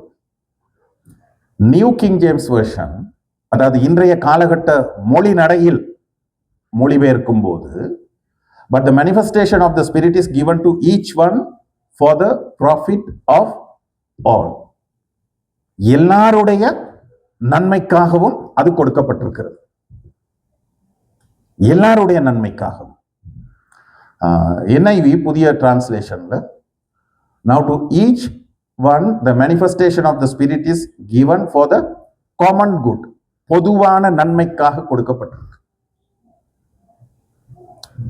நம்ம மொழிபெயர்ப்பு எப்படி இருக்குது? ஆவியினுடைய அனுக்கிரகம் அவனவனுடைய பிரயோஜனத்திற்கென்று அளிக்கப்பட்டிருக்கிறது. அதனால்தான் நம்மாக்கள் வரம் கிடைச்சோன்ன அது தன்னுடைய நன்மைக்கு அப்படின்னு நினைத்து தன்னை பிரபலப்படுத்துவதற்கும் முன்னேற்றுவதற்கும் வரத்தை உபயோகிக்கிறான். அதனால கவனமா இருக்கணும். சில இடங்கள் சரியா மொழிபெயர்க்கப்படலை. இதெல்லாம் நான் சொல்லும் போது சிலர் என்ன நினைக்கிறாங்கன்னா, நான் ஏதோ பைபிள்ல பிளபிடிக்க வந்துட்டேன். சில மொழிபெயர்ப்பு குறைபாடுகள் இருக்குது. அதனாலதான் நம்ம 2-3 டிரான்ஸ்லேஷன்ஸை வாசிச்சு பார்க்கணும். புதிய மொழிபெயர்ப்புகளை வாசிக்கணும். ஆவியினுடைய அனுக்கிரகம் பொதுவான நன்மைக்காக கொடுக்கப்பட்டிருக்கு. இப்ப பாருங்க, மற்ற வசனங்கள் சரியா இந்த வரங்களை குறித்து சொல்கிற மற்ற வசனங்கள் பாருங்க. எபேசியர் 4:12 வரங்கள் என்னத்திற்காக கொடுக்கப்பட்டிருக்கு? பரிசுத்தவான்கள் சீர்பொருந்தும் பொருட்டு, சுவிசேஷ ஊழியத்தின் வேலைக்காகவும், கிறிஸ்துவின் சரீரமாகிய சபையானது பக்தி விருத்தி அடைவதற்காகவும். அப்ப ஏன் வரங்கள் கொடுக்கப்பட்டதுன்னா, பரிசுத்தவான்கள் சீர்பொருந்துவதற்காக, சுவிசேஷ ஊழியத்திற்காக, கிறிஸ்துவின் சரீரமாகிய சபை பக்தி விருத்தி அடைவதற்காக. 1 கொரிந்தியர் 14:12 சரியா மொழிபெயர்த்திருக்கிறாங்க பழைய டிரான்ஸ்லேஷன்ல. நீங்களும் ஆவிக்குரிய வரங்களை நாடுகிறவர்களானபடியால் சபைக்கு பக்தி விருத்தி உண்டாக்கத்தக்கதாக அவைகளில் தேரும்படி நாடுங்கள். அப்ப வரத்தை வைத்து நாம் என்ன செய்யணும்? சபைக்கு பக்தி விருத்தியை உண்டாக்கணும். இந்த வரங்களை குறித்து நம்ம பார்க்கும்போது நாம் என்ன அறிந்திருக்கணும் என்று சொன்னால், ஒருவருக்கொருவர் உதவி செய்வதற்காக வரங்கள் கொடுக்கப்படுகிறது. 1 பேதுரு 4:10 வாசிக்கும் போது, எல்லா வரங்களும் சபையினுடைய வளர்ச்சிக்கு அவசியம். பிரம்மச்சாரிய வரம் அவசியமானு கேட்கலாம். அது தனிப்பட்ட வாழ்க்கையோடு சம்பந்தப்பட்ட ஒரு வரம். ஆனால் ஆண்டவர் சிலரை திருமணம் முடிக்காமல் தனியாக இருந்து ஊழியம் செய்வதற்காக அழைக்கிறதும் உண்டு. எரேமியா பாருங்க, கல்யாணம் கட்ட வேணான்னு சொல்லிட்டார். பவுல் ஏற்கனவே திருமணம் முடித்திருந்தவர். அவருக்கு மனைவிக்கு என்ன நடந்ததுன்னு நமக்கு தெரியாது. ஆனால் ஊழியம் செய்கிற காலத்தில் மனைவி இல்லாமல் இருந்தார். பிறகு இங்கிலாந்துல ஒரு பிரபலமான ஒரு இறையியலாளர் இருந்தார், ஜான் ஸ்டாட். அவரும் திருமணம் முடிக்கல. இந்த மாதிரி திருமணம் முடிக்காத சிலர் இருக்கிறார்கள். சாக்ரட்டிஸ் சொன்ன மாதிரி திருமணம் முடிக்காமல் இருப்பவர்கள் எப்படா திருமணம் முடிக்கலாம் அப்படின்னு யோசிச்சுக்கிட்டு இருப்பாங்களாம். திருமணம் முடித்தவர்கள் எப்படா இதுலேருந்து வெளியில் போகலாம் அப்படின்னு யோசிச்சுக்கிட்டு இருப்பாங்களாம். நீங்கள் எப்படி இருக்கீங்களோ தெரியாது. ஆனாலும் தேவன் இணைத்ததை மனிதன் பிரிக்காதிருக்க கடவுள். அப்போ சோக்ரட்டிஸ் சொன்னதை மட்டும் நம்ம தூக்கி மண்டையில் போட்டுக்கிட்டு இருக்கக்கூடாது. ஆண்டவர் என்ன சொல்கிறார்? இப்போ இந்த வரங்களை குறித்து பவுல் எழுதும்போது, சரி, இந்த வரங்களை குறித்து சொல்லும்போது பவுல் இந்த 1 கொரிந்தியர் 12ஆம் அதிகாரத்தை நாம் வாசிக்கும் போது, நாம் எல்லாரும் அவயவங்கள், கிறிஸ்து தலையாக இருக்கின்ற சரீரத்தின் அவயவங்கள் என்றும், அந்த சரீரம் சபை என்றும் பவுல் சொல்கிறார். நமக்கு நேரம் போதாது அந்த வசனங்கள் எல்லாம் வாசிக்கிறதுக்கு. அப்ப நாம எப்படி இருக்கிறோம்? அவயவங்கள். அவயவம்னா விளங்குது தானே?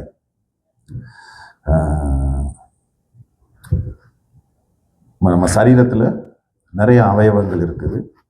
கை இருக்கு, கண் இருக்கு, கால் இருக்கு. சரீரத்துக்கு வெளியில நிறைய அவயவங்கள் இருக்கு, சரீரத்துக்கு உள்ள அவயவங்கள் இருக்குது.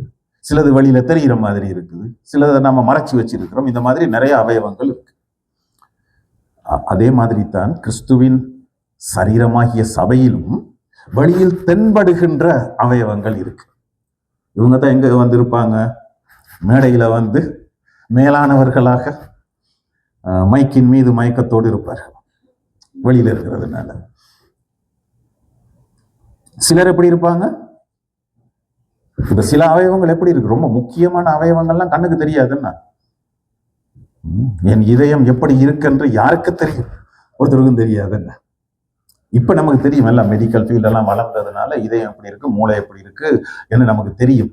ஆனால் நம்முடைய சரீரத்திற்கு உள்ளே இருக்கின்ற இதயமோ மூளையோ கொஞ்ச நாள் யோசிச்சு நம்மளை யாரும் பார்க்க மாட்டேங்கிறாங்களே, நம்ம எப்படி இருப்போம்னு கூட யாருக்குமே தெரிய மாட்டேங்குது அப்படின்ட்டு வெளியில வருவோம் என்று வெளியில் வந்தால் என்ன நடக்கும்? இதயம் வெளியில வந்துருச்சு, இந்த மூளை வெளியில வந்துருச்சு, என்னது? அவ்வளவுதான், ஹாஸ்பிட்டல் பெட்ல போய் கிடக்க வேண்டியதுதான். இன்னைக்கு நிறைய சபைகள் அப்படிதான் இருக்குது. காரணம் என்னது? சரீரத்திற்கு உள்ளே இருக்க வேண்டிய பல அவயவங்கள் வெளியில் வேலை காட்டி கொண்டு இருக்கு. அதனால ரொம்ப மோசமா இருக்கு. இன்னும் சில அவயவங்கள் பாருங்க, கட்டாயம் நாம் என்ன பண்ணணும்? ஆடை போட்டு மறைத்து வைக்கணும், இல்லைன்னா ரொம்ப அவமானமா போயிடும். அப்படித்தானே?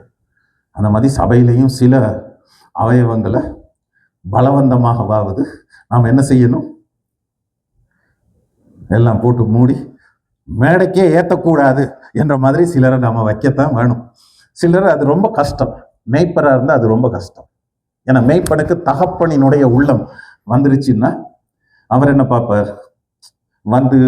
எப்பவும் சினுங்கி கொண்டு அழுது கொண்டு இருக்கிற விசுவாசியை பார்த்து பரிதாபப்பட்டு என்னத்தையாவது கொடுத்து, அவன் அதுக்கு தகுதி இல்லாதவனா இருக்கிறதுனால இந்த நந்தவனத்தில் ஒரு ஆண்டி 4 மாதமாய் குயவனை வேண்டி என்னமோ போட்டுடை தாண்டின்ற மாதிரி அந்த ஊழியத்தையும் அவர்கள் சரியாக செய்ய முடியாமல் என்ன பண்ணுவாங்க? எல்லாத்தையும் நாசமாக்கி சபைக்கும் கெட்ட பேரை உண்டாக்கிட்டு போய் சேர்த்துருவாங்க. அப்ப அதனால ரொம்ப கஷ்டமான காரியம். அவயவங்கள் எங்கெங்க இருக்கணுமோ அங்கங்க இருக்கணும். இதனால கிறிஸ்துவின் சரீரத்தில் நாம் யாராக இருக்கிறோம், அதாவது எந்த அவயவமாக இருக்கிறோம் என்பதை முதல்ல நாம கண்டுகொள்ளணும். என்ன அவயவமாக நம்மை கொண்டு வைத்திருக்கிறார்? தலையா இருக்கிறோமா? இல்ல இல்ல, அப்படி கேட்க கூடாதுன்னு. யார் தலை சபைக்கு?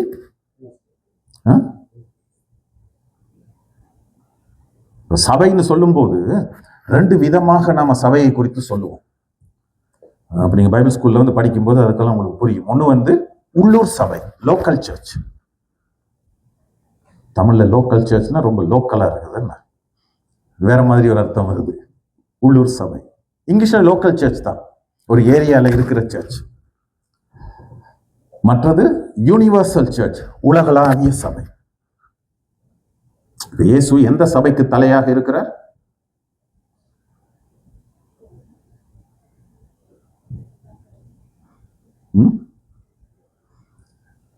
லோக்கல் இல்ல, யூனிவர்சல் சர்ச்சுக்கு தலையாக இருக்கிறார். லோக்கல் சர்ச் ஒவ்வொரு இடத்துலையும் இருக்குது. அந்த லோக்கல் சர்ச்சுக்கு தலையாக இயேசு என்ன செய்திருக்கிறார்?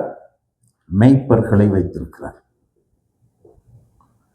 இந்த சத்தியம் புரியாதவர்கள் மெய்ப்பர்களை ஏய்த்து விடுவார்கள், அப்படிதானே?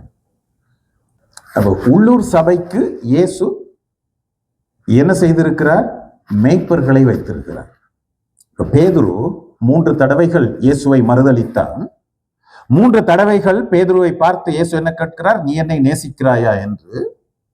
நான் உம்மை நேசிக்கிறேன் என்று சொன்னபோது இயேசு 3 தடவைகளும் பேதுருவுக்கு என்ன சொல்கிறார்? என் ஆடுகளை மேய்ப்பாயாக.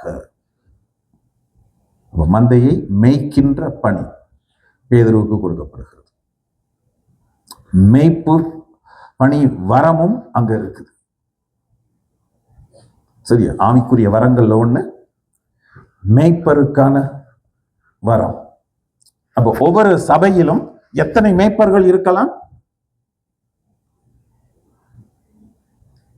நம்மள ராவணர்கள் இல்லைன்னா 10 தலையோடு காட்சி கொடுக்கிறதுக்கு. ஒரு சபைக்கு ஒரு தலை.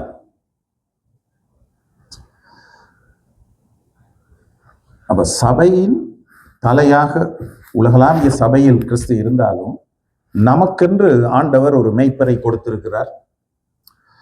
இந்த மேய்ப்பருக்கு இருக்கிற முக்கியமான ஒரு விஷயம் வந்து அந்த தகப்பனினுடைய ஒரு இருதயம். நீங்க யாராவது ஒரு மேய்ப்பராக வர வேண்டும் என்று சொன்னால் உங்களுக்கு என்ன இருக்கணும்? தகப்பனினுடைய இருதயம் இருக்கு. இது தப்பா புரிஞ்சு கொள்ளக்கூடாது. அதாவது சபையில் இருக்கின்ற எல்லாரையும் தன்னுடைய பிள்ளைகளாக பார்க்கின்ற, நடத்துகின்ற ஒரு தன்மை இருக்கணும். உங்களுடைய சொந்த குடும்பங்களில் எப்படி நீங்கள் உங்கள் பிள்ளைகளை நடத்துவீர்களோ அந்த விதமாக என்ன செய்யணும்? சபையில் இருக்கிறவர்களை நடத்தணும். அப்ப ரொம்ப கஷ்டமான காரியம். அதனாலதான் பவுல் ஊழியர்களுக்கு அந்த யாரு கண்காணிகள், மேய்ப்பர்களாக இருக்கிறவர்களுக்கான தகுதியை குறித்து சொல்லும்போது தன் சொந்த குடும்பத்தை நன்றாய் விசாரிக்கிறவனுமாக இருக்க வேண்டும். வீட்டில் பிள்ளைகளை எப்படி நடத்துகிறானோ ஒருவன், அந்த விதமாகத்தான் சபையிலும் ஒரு ஊழிய பதவியில் இருக்கும் போது அவன் விசுவாசிகளை நடத்துகிறவனாக இருப்பான். அப்ப அந்த மாதிரி தகுதிகள் எல்லாம் இருக்கு. அப்ப அதனால நாம் எந்த அவயவமாக இருக்கிறோம் என்பது ரொம்ப முக்கியம். அந்த அவயவத்துல அந்த இடத்துல இருக்கணும். ஆண்டவர் பாருங்க, சரீரத்தை ரொம்ப அழகா படைத்திருக்கிறாருன்னா, சிலருக்கு அந்த அழகு பிடிக்கலன்னு தான் கண்ட கண்ட பெயிண்ட் எல்லாம் அடிச்சு, சில நேரம் பிளாஸ்டிக் சர்ஜரி எல்லாம் செய்து என்னெல்லாம் பண்ணிக்கிட்டு இருக்கிறாங்க. அதை என்ன பண்ணிட்டு போகட்டும். ஆனால் ஆண்டவர் யார் நம்மை, நம்முடைய சரீர தோற்றத்தை பார்த்து அருவருத்தாலும் ஆண்டவர் இப்படித்தான் நம்மளை சிருஷ்டித்திருக்கிறார். நம்மை அழகாகத்தான் படைத்திருக்கிறார். ஆண்டவருடைய பார்வையில் நாம் அழகாகத்தான் இருக்கிறோம். அதுக்காக குளிக்காம நாரிக்கிட்டு எந்த விதமான, அந்த காலத்துல பவுடர் மட்டும்தானே போடுவாங்க, பழைய காலத்துல. அதாவது சரீரத்தை அழகாக வைத்திருக்கிறது தப்பே இல்லை, சரியா? ஆனா அந்த அழகு வந்து மற்றவர்களை தவறான வழியில் நடத்துவதற்கு ஏதுவான கவர்ச்சியாக இருக்கக்கூடாது. தலைய ஒழுங்கா சீவி அழகா வைத்திருக்கிறதுல ஒரு தப்பும் இல்லை. சரி, அதெல்லாம் வேற விஷயம், எல்லாம் வேற ஒரு நாள் அதெல்லாம் பார்ப்போம். இப்ப நாம வந்து சரீரத்தில் ஆண்டவர் ஒவ்வொரு அவயவத்தையும் ஒவ்வொரு இடத்துல வைத்திருக்கிறார். இதை கொஞ்சம் மாத்தி வச்சிருந்தா எப்படி இருக்கும்னு யோசித்து பாருங்க. ஒரு நாள் நான் யோசித்தேன், ஆண்டவரை அறியாத காலத்துல, நான் கிறிஸ்தவ குடும்பத்துல பிறந்தவன், நம்ம ஆண்டவருக்கு என்னதில்லை, அறிவே இல்லை. கையை கொண்டு போய் இங்க வச்சிருக்கிறார். எங்க வச்சிருக்கணும்? தலையில வச்சிருக்கணும். எப்ப இந்த யோசனை வந்தது தெரியுமா? அப்படியே போகும்போது ஒரு மாமரம், சரியா, அந்த மாமரத்துல அப்படியே அந்த கொப்பு கீழே அப்படி மாங்காய் காய்ச்சி பழுத்து இருக்குது. எட்டி எட்டி பார்த்தாலும் என்னது, எட்ட மாட்டேங்குது. துள்ளி பார்த்தாலும் இல்லை. கல்லடிச்சு அதை பறிக்கலாம், ஆனா கல்லடிச்சா என்ன நடக்கும்? அந்த பழம் வீணா போயிடும். அதனால கடைசியில் இந்த சீச்சி இந்த பழம் புளிக்கும்னு ஒரு கதை இருக்கு, அந்த மாதிரி போய் சேர்ந்தாச்சு. அன்றைக்கு முழுக்க என்னுடைய எண்ணம் என்னது, ஆக குறைஞ்சது நமக்கு மட்டுமாவது கை ரெண்டும் தலையில இருந்தா எவ்வளவு நல்லா இருந்திருக்கும், இந்த மாம்பழத்தை பறிச்சு சாப்பிட்டு இருக்கலாம் அப்படின்னு யோசிச்சுட்டு படுத்தாச்சு. நடுராத்திரி ஓன்னு சத்தம் போட்டு அலறி எழும்பி இருக்கிற. அந்த காலத்துல கதையெல்லாம் இருக்குதானே, இந்த ராத்திரி நேரம் மோகினி பிசாசு வரும், அந்த பிசாசு வரும், அப்படி இப்படின்னு ஏதோ வந்துருச்சான்னு அம்மாலாம் பார்த்து பயத்து என்ன நடந்ததுன்னு. அங்க பக்கத்து வீட்டுக்காரனும் அங்க ஒரு மந்திரவாதி இருக்கிறான், அவனை கூட்டிட்டு வருவான். ராத்திரி நேரம் இவன் கத்துறான்னு பார்த்தா எனக்கு ஒரு கனவுல என்னது, நிறைய மனிதர்கள் வருகிறார்கள். எல்லா மனிதர்களும் எப்படி இருக்கிறாங்க, கை தலைக்கு மேல இருக்கு. அந்த மாதிரி ஒரு கூட்ட மனிதர்கள் பார்த்த உடனே பயந்து அலறி எழும்பிட்டேன். அதுக்கு பிறகுதான் என்ன யோசிச்சு, ஆண்டவர் சரியாதான் படைச்சிருக்கிறார். அந்தந்த அவயவத்தை வைக்க வேண்டிய இடத்துல ஆண்டவர் வைத்திருக்கிறார். அப்ப கைக்கு ஒரு பணி, காலுக்கு ஒரு பணி, ஒவ்வொன்றுக்கும் ஒவ்வொரு பணிகள் இருக்கிறது. சரீரத்துக்கு உள்ளே இருக்கிற அவயவங்கள் ரொம்ப முக்கியமான காரியங்களை செய்கிறது. இப்ப நமக்கெல்லாம் சாப்பாடு தயாரிச்சிருக்கிறாங்கன்னா அது எவ்வளவு முக்கியமான பணி. இயேசுவே ஒரு தடவை 5 அப்பத்தையும் 2 மீனையும் வைத்து 5000 பேருக்கு உணவு கொடுத்தார், சாப்பாடு கொடுத்தார். இதெல்லாம் தப்பான காரியம் இல்லை, அது ரொம்ப முக்கியமானது. அந்த மக்களுக்கெல்லாம் வீட்டுக்கு போய் சமைச்சு சாப்பிட நேரம் இருக்காது. இவர் பாட்டுக்கு என்ன போல நேரத்தையும் கடந்து நீண்ட பிரசங்கம் பண்ணி இருப்பாரு போல. அதனால சாப்பாடு கொடுக்கப்பட்டது. அதெல்லாம் ரொம்ப முக்கியமான பணி. ஆனா இன்னார் சமையல் செய்கிறார்கள் அப்படின்னு நம்ம அறிவிச்சுட்டா இருக்கிறோம் இல்லையே. ஆனா அதுவும் முக்கியமான பணி. நீங்கள் சபைக்கு செய்கிற காரியங்களில் சில காரியங்கள் வழியில் தென்படாது. ஆனா அதுக்காக நீங்க கவலைப்பட வேணாம், நீங்க ஆண்டவருக்காக செய்கிறீர்கள். சபை என்னது, இயேசுவினுடைய சரீரம். சபையில இருக்கிற மக்கள் எல்லாரும் இயேசுவினுடைய சரீரத்தின் அவயவங்கள். பவுல் கிறிஸ்தவர்களை துன்புறுத்திய போது இயேசு என்ன சொல்கிறார், நீ துன்பப்படுத்துகிற இயேசு நானே. அதனால என்னையெல்லாம் யாராவது துன்பப்படுத்தினா முந்தி கவலைப்படுவேன், இப்ப கவலைப்படுறது இல்லை. நம்மளையா நிந்திக்கிறான், நம்மளையா தூஷிக்கிறான். ஃபாதர் பர்க்மன்ஸும் அதுக்கேற்ற மாதிரி ஒரு பாட்டு ஒரு காலத்துல போட்டார், உங்க ஊழியும் நான் ஏன் கலங்கணும். அதுக்கு மேல கலங்கிட்டு இருந்தாரோ தெரியல. ஆனா அந்த பாட்டு கேட்டதுக்கு பிறகு நானும் கலங்குறத விட்டாச்சு. நம்ம ஏன் கலக்கம் அடையணும்? ஆனா நம்ம வீரப்பா பேசுவோம், அழைத்தவர் உண்மையுள்ளவர், கடைசி வரை நடத்துவார், இந்த மாதிரி எல்லாம் சொல்லிட்டு ஏதாவது இடையில நடக்கும் போது நம்ம கலக்கம் அடையக்கூடாது. நம்ம அழைத்தவர் உண்மையுள்ளவர் என்று நாம சொல்கிறோம். அது வேதத்தில் இருக்கிற ஒரு சத்தியம். நிச்சயமாக ஆண்டவர் நம்மை நடத்துவார். சில நேரம் நீண்ட காலம் எடுக்கலாம், ஆனாலும் ஆண்டவர் நிச்சயமாக அந்த காரியத்தை செய்வார். அதாவது உங்களுக்கு கூடாக ஆண்டவர் எதை செய்ய சித்தமாக இருக்கிறாரோ அதை நிச்சயமாக செய்வார். ஆனால் இங்கேயும் ஒரு ஆனால் இருக்கு, அதை அவர் சபை கூடாகத்தான் செய்வார். ஏனென்றால் இப்போது இயேசு என்ன செய்கிறார் அப்படின்னா, மத்தேயு 16ஆம் அதிகாரத்தில் அவர் சொன்ன விதமாக அங்க என்ன சொன்னார், நான் என் சபையை கட்டுவேன், I will build my church, பாதாளத்தின் வாசல்கள் அதை மேற்கொள்வதில்லை. அப்ப இப்ப என்ன பண்ணிட்டு இருக்கிறாரு, சபையை கட்டுகிறார். அதனால்தான் அப்போஸ்தலர் 2ஆம் அதிகாரம் கடைசி வசனத்துல சொல்லப்பட்டிருக்கு, ரட்சிக்கப்படுகிறவர்களை கர்த்தர் அனுதினமும் டிவிக்கு முன்னால கொண்டு வைத்தார் என்றோ. அது பழைய காலத்துல தான் சொல்லணும். இப்ப மொபைலுக்கு முன்னால கொண்டு வந்து வைத்தார் என்றோ எல்லாம் இல்லை. இப்ப பவுல் இருந்திருந்தா அப்படியெல்லாம் சொல்லியிருப்பார், அதெல்லாம் சுட்டி காட்டி இருப்பார். கர்த்தர் ரட்சிக்கப்படுகிறவர்களை அனுதினமும் எங்க கொண்டு வந்தார், சபையில் கொண்டு வந்தார். என்ற சபைதான் கிறிஸ்துவினுடைய சரீரம். நாம் எல்லாரும் அவயவமாக இருக்கிறோம். நமக்கு என்ன பணி தேவை என்பது ரொம்ப முக்கியம். நம்ம சரீரத்துல ஏதாவது தேவையில்லாத ஒரு அவயவம் இருக்குதா?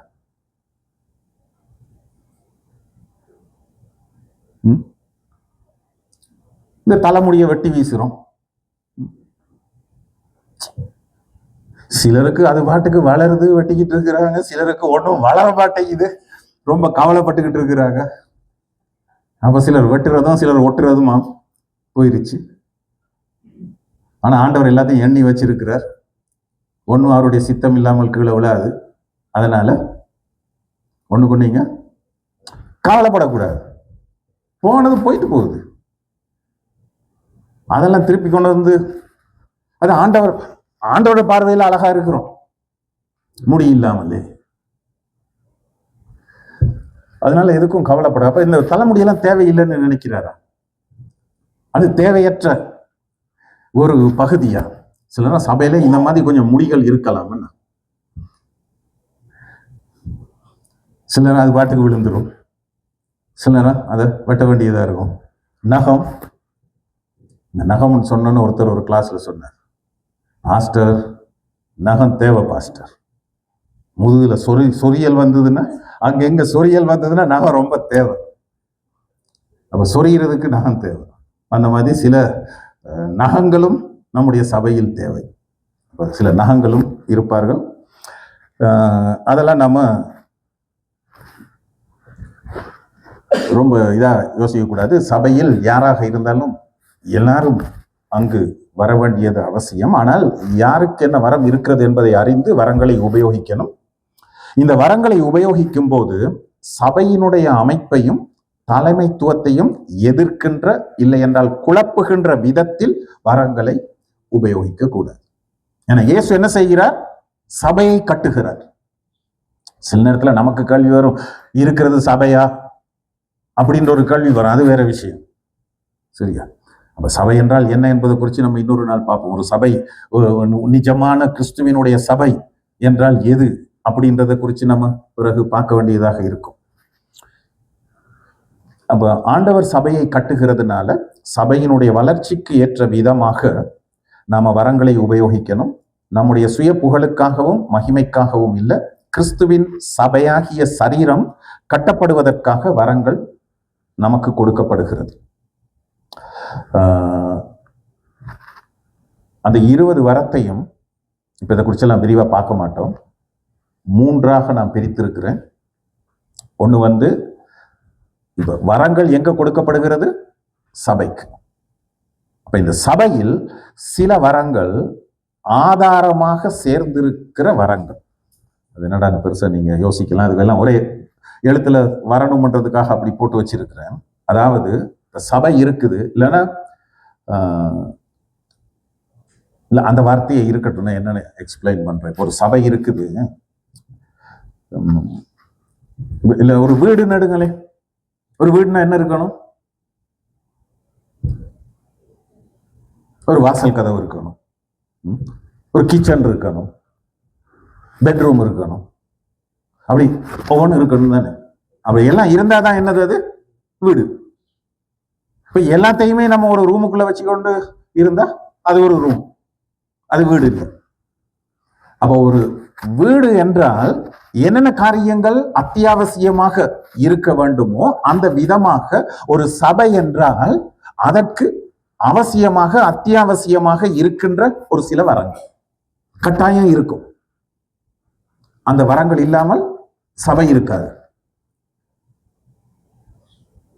இன்னும் சில வரங்கள் இருக்கு, என்னது? அற்புதமாய் செயல்படும் வரங்கள். அதை பார்த்துட்டு இப்ப முதலாவது வரம்லாம் அற்புதங்கள் இல்லை அப்படின்னு நினைக்க கூடாது. எல்லாமே அற்புதமானவை. ஏனென்றால் எல்லா வரங்களும் பரிசுத்த ஆவியானவரினால் செயல்படுகின்ற வரங்கள். ஆனால் சில வரங்கள் நம்முடைய பார்வைக்கு சாதாரணமானதாகத்தான் இருக்கும். இப்ப நான் பண்றது என்ன மாதிரி உங்களுக்கு இருக்கு? அற்புதமா இருக்கா? இல்லையே, இது சாதாரணமானது. இப்ப நான் பிரசங்கம் பண்ணிக்கிட்டு இருக்கிறேன், இல்லைன்னா டீச் பண்ணிக்கிட்டு இருக்கிறேன். இது வழக்கமாக நடக்கிற காரியம், இயற்கையாக நடக்கிற காரியம். ஆனா இப்ப நாங்க இங்க வந்து ஒரு செத்து போன மனிதனை உயிரோடு எழுப்புனா அது என்னது? இயற்கைக்கு அப்பாற்பட்ட, வளமைக்கு மாறான அற்புதமான ஒரு செயல். இப்ப வீட்டுல என்னென்னலாம் இருக்குன்னு உங்களுக்கு தெரியும். அதுல வழக்கமா வீட்டுல இல்லாதவனை கொண்டு நீங்க வீட்டுக்குள்ள வச்சிருந்தீங்கன்னா அது வந்து என்னது? அற்புதம். என்னத்தை கொண்டு வச்சிருக்கிறீங்களோ அது உங்களை பொறுத்தது. இன்னும் சில வரங்கள் இருக்கு. அது வந்து அன்பின் சேவையாகும் வரங்கள். இந்த 20 வரங்களையும் நாம பார்க்கும்போது நமக்கு அது தெளிவாக தெரியும். இப்ப சபைக்கு வரங்கள் அருளப்படுகிறது. இதனால சபைக்கு ஆதாரமாக அதனோடு சில ஆவிக்குரிய வரங்கள் இணைந்திருக்கு. ஏனென்றால் அன்றாட சபையினுடைய செயல்பாட்டுக்கு இந்த வரங்கள் அவசியமானது. அப்படி வேதத்தில் இருக்கிற வரங்கள் அப்போஸ்தலர், தீர்க்க தரிசனம், சுவிசேஷக வரம், மேய்ப்பர், போதகர், ஆளுகை, அட்மினிஸ்ட்ரேஷன், இவையெல்லாம் என்னது?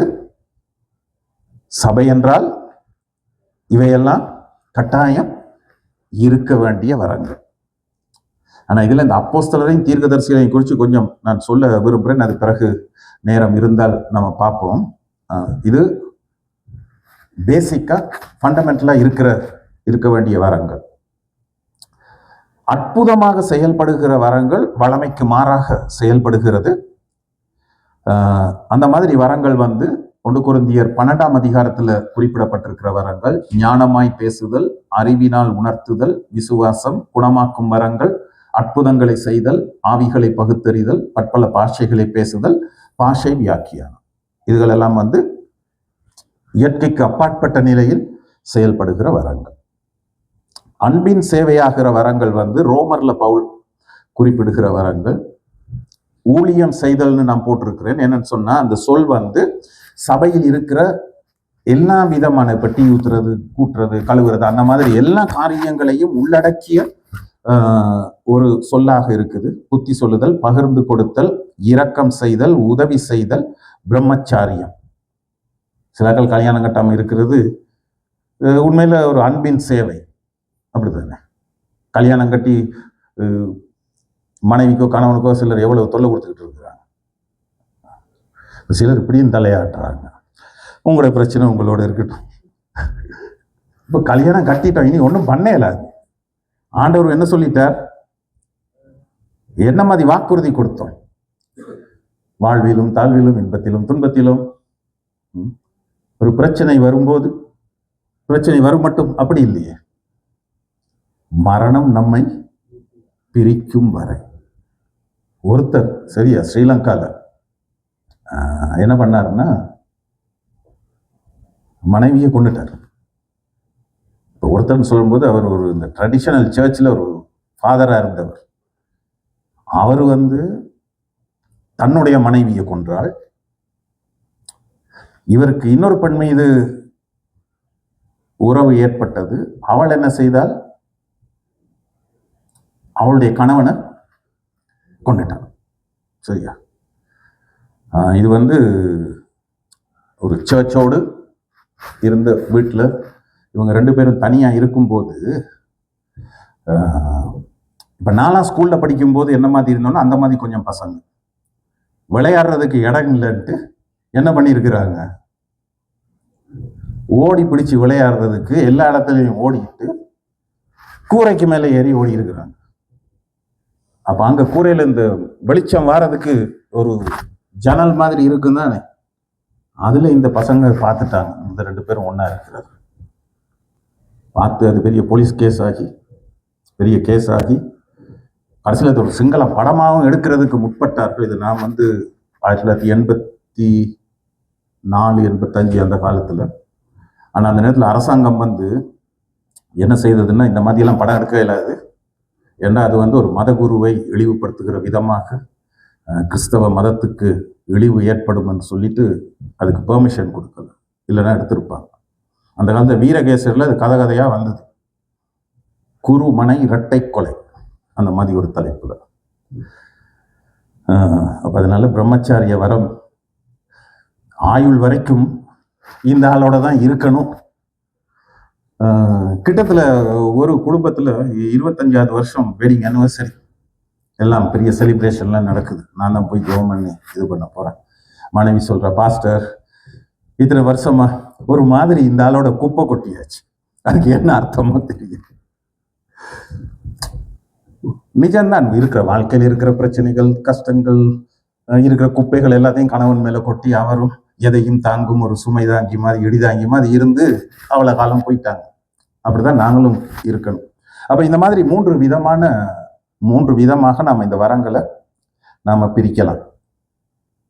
அப்ப நம்ம ஒரு பிரேக் கொண்டு எடுப்போம்னா அதுவே ஒரு வரம் என்ன, இடையில ஒரு பிரேக் கொடுக்கிறது. ஆனா அதுக்கு முதல்ல நான் எழுதின 2 புத்தகங்கள் இருக்குது. ஒன்று சிருஷ்டிப்பின் சரித்திரமும் சத்தியங்களும்.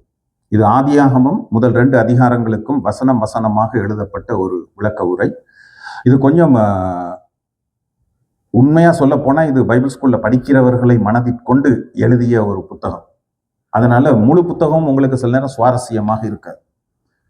அதனால நீங்க அந்த இண்டெக்ஸ் பொருளடக்கம் பக்கத்தை வாசிக்கும் போது சில கேள்வி, அது எல்லாமே கேள்வியாக தான் தலைப்புகள் எல்லாமே இருக்குது. அதை நீங்க பார்க்கும்போது சில கேள்விகள் உங்களுக்கு இன்ட்ரெஸ்டா இருக்கும். இந்த ஆதியாகம நாட்கள் 24 மணி நேர நாட்களா அந்த மாதிரி 1-2 இருக்கும். அதுகளை நீங்க வாசிச்சீங்கன்னா பிறகு மற்ற பகுதிகளை வாசிக்கக்கூடிய மாதிரி இருக்கும். ஆனால் அந்த புத்தகம் சிருஷ்டிப்பை குறித்து, இந்த உலகத்தை ஆண்டவர் படைத்த காரியத்தை குறித்து இன்றைய உலகத்தில் விஞ்ஞானிகள் மற்றவர்கள் கேட்கிற எல்லா விதமான கேள்விகளுக்கான பதில்களும் இருக்குது. உங்களுடைய பிள்ளைகள் பள்ளிக்கூடத்துக்கு போய் மனுஷன் குரங்கிலிருந்து வந்தானா எங்கிருந்து வந்தானெல்லாம் கேள்விகளோடு வரும்போது அவர்களுக்கு பதில் கொடுப்பதற்கு அது உதவியாக இருக்கும். மற்றது 23ஆம் சங்கீதத்துக்கான ஒரு புத்தகம். அது 174 பக்கம் வந்திருக்கு. 6 வசனம் தான் இருக்குது. அதுக்கு என்னடா இவ்வளோ நீங்க கேட்கலாம். ஒவ்வொரு வசனமும் நம்முடைய வாழ்க்கைக்கு அவசியமான நிறைய காரியங்களை கற்றுக் கொடுக்குது. சபையில் சீர்திருத்தத்தை ஏற்படுத்திய மார்ட்டின் லூத்தர் என்ன சொன்னார்னா, இந்த 6 வசனங்களும் 23ஆம் சங்கீதத்தில் இருக்கிற 6 வசனங்களும் வேதாகமத்தில் இருக்கிற 66 புத்தகங்களினுடைய சத்தியத்தையும் சுருக்கமாக உள்ளடக்கியது அப்படின்ற. அப்ப அந்த மாதிரி நிறைய, இப்ப நீங்க 23ஆம் சங்கீதத்தை மனப்பாடம் பண்ணியிருப்பீங்க. அதனால இதுல என்ன நமக்கு தெரிய இருக்குன்னு யோசிப்பீங்க. நானும் அப்படித்தான் யோசிச்சேன். நான் அதை எழுதும் போதுதான் நிறைய காரியங்கள் என்ன எபிரேய மொழியில வாசிக்கும் போது அது ரொம்ப அதோட அர்த்தம் ரொம்ப இதா இருக்கும். நான் ஒரே ஒரு வசனம் மட்டும் சொல்றேன். என் ஜீவனுள்ள நாளெல்லாம் நன்மையும் கிருபையும் என்னை தொடரும். நம்ம சும்மா வாசிச்சுட்டு போயிடுவோம். அதை எப்படி மொழிபெயர்க்கணும்னு சொன்னா, என் ஜீவனுள்ள நாளெல்லாம் நன்மையும் கிருபையும் தொடரும் இல்லை, என்னை துரத்தி கொண்டே இருக்கும். இல்லைன்னா அதிவேகமாக என்னை துரத்தி கொண்டே இருக்கும். ஏன்னா தாவீது தன்னுடைய வாழ்க்கை அனுபவத்தை எழுதுகிறான். சவுலினுடைய மனிதர்கள், அப்சலோமின் மனிதர்கள் அவனை கொல்லுவதற்கு அவனை துரத்தி கொண்டே இருந்தார். ஏன்னா இந்த சங்கீதம் தன்னுடைய முழு வாழ்க்கையையும் மனதில் கொண்டவனாக வயோதிப காலத்தில் தாவீது எழுதிய ஒரு சங்கீதம். அவன் என்ன சொல்கிறான், இந்த மாதிரி எதிரிகள் என்னை துரத்தி கொண்டே இருந்தாலும், என்னை கொல்வதற்கான சந்தர்ப்பத்தை தேடிக்கொண்டே இருந்தாலும், நன்மையும் கிருபையும் என்ன செய்கிறது, அதைவிட வேகமாக என்னை துரத்தி கொண்டு வருகிறது, என்னை பின்தொடர்ந்து கொண்டு வருகிறது. அதனால் எனக்கு எந்த விதமான குறைவோ ஆபத்தோ ஏற்படவில்லை, ஏற்படாது அப்படின்னு சொல்றான். இந்த மரண இருளின் பள்ளத்தாக்கில் நடந்தாலும், அது நடந்தாலும்னு அது மூலமொழியில் எப்படி இருக்குன்னு சொன்னா, நான் மரண இருளின் பள்ளத்தாக்கில் நடக்கின்ற போது, நான் நடந்து கொண்டு இருள் நிறைந்த பள்ளத்தாக்கு கூடாக போகும்போது, வாழ்க்கையில நிறைய மரணம் ஏற்படக்கூடிய அளவுக்கு ஆபத்தான சூழ்நிலைகள், அந்த நேரத்தில் தாவீது என்ன சொல்றான், தேவரீர் என்னோடு கூட இருக்கிறீர். அது உண்மையிலே நீங்க, நான் இந்த புத்தகத்துக்கு ப்ரமோட் பண்றதுக்காக சொல்லல, நீங்க அந்த இன்ட்ரடக்ஷனை வேணா முதல்ல வாசிக்காம விடலாம். நான் ஒரு பக்கம் வரும்போது நான் சொல்லியிருக்கேன், இது உங்களுக்கு ரொம்ப தேவையற்றது என்று கருதுனீங்கன்னா 1ஆம் சாப்டருக்கு நீங்க போயிருங்க. அதுக்கு பிறகு வேணும்னா இன்ட்ரடக்ஷனை வாசிக்கலாம். ஏன்னா இன்ட்ரடக்ஷன்ல இது உண்மையிலேயே தாவீது எழுதுனதா, இதுல இருக்கிற மேய்ப்பர் யார், இந்த மாதிரி நிறைய சர்ச்சைகள் எல்லாம் கிறிஸ்தவ உலகத்தில் இருக்குது.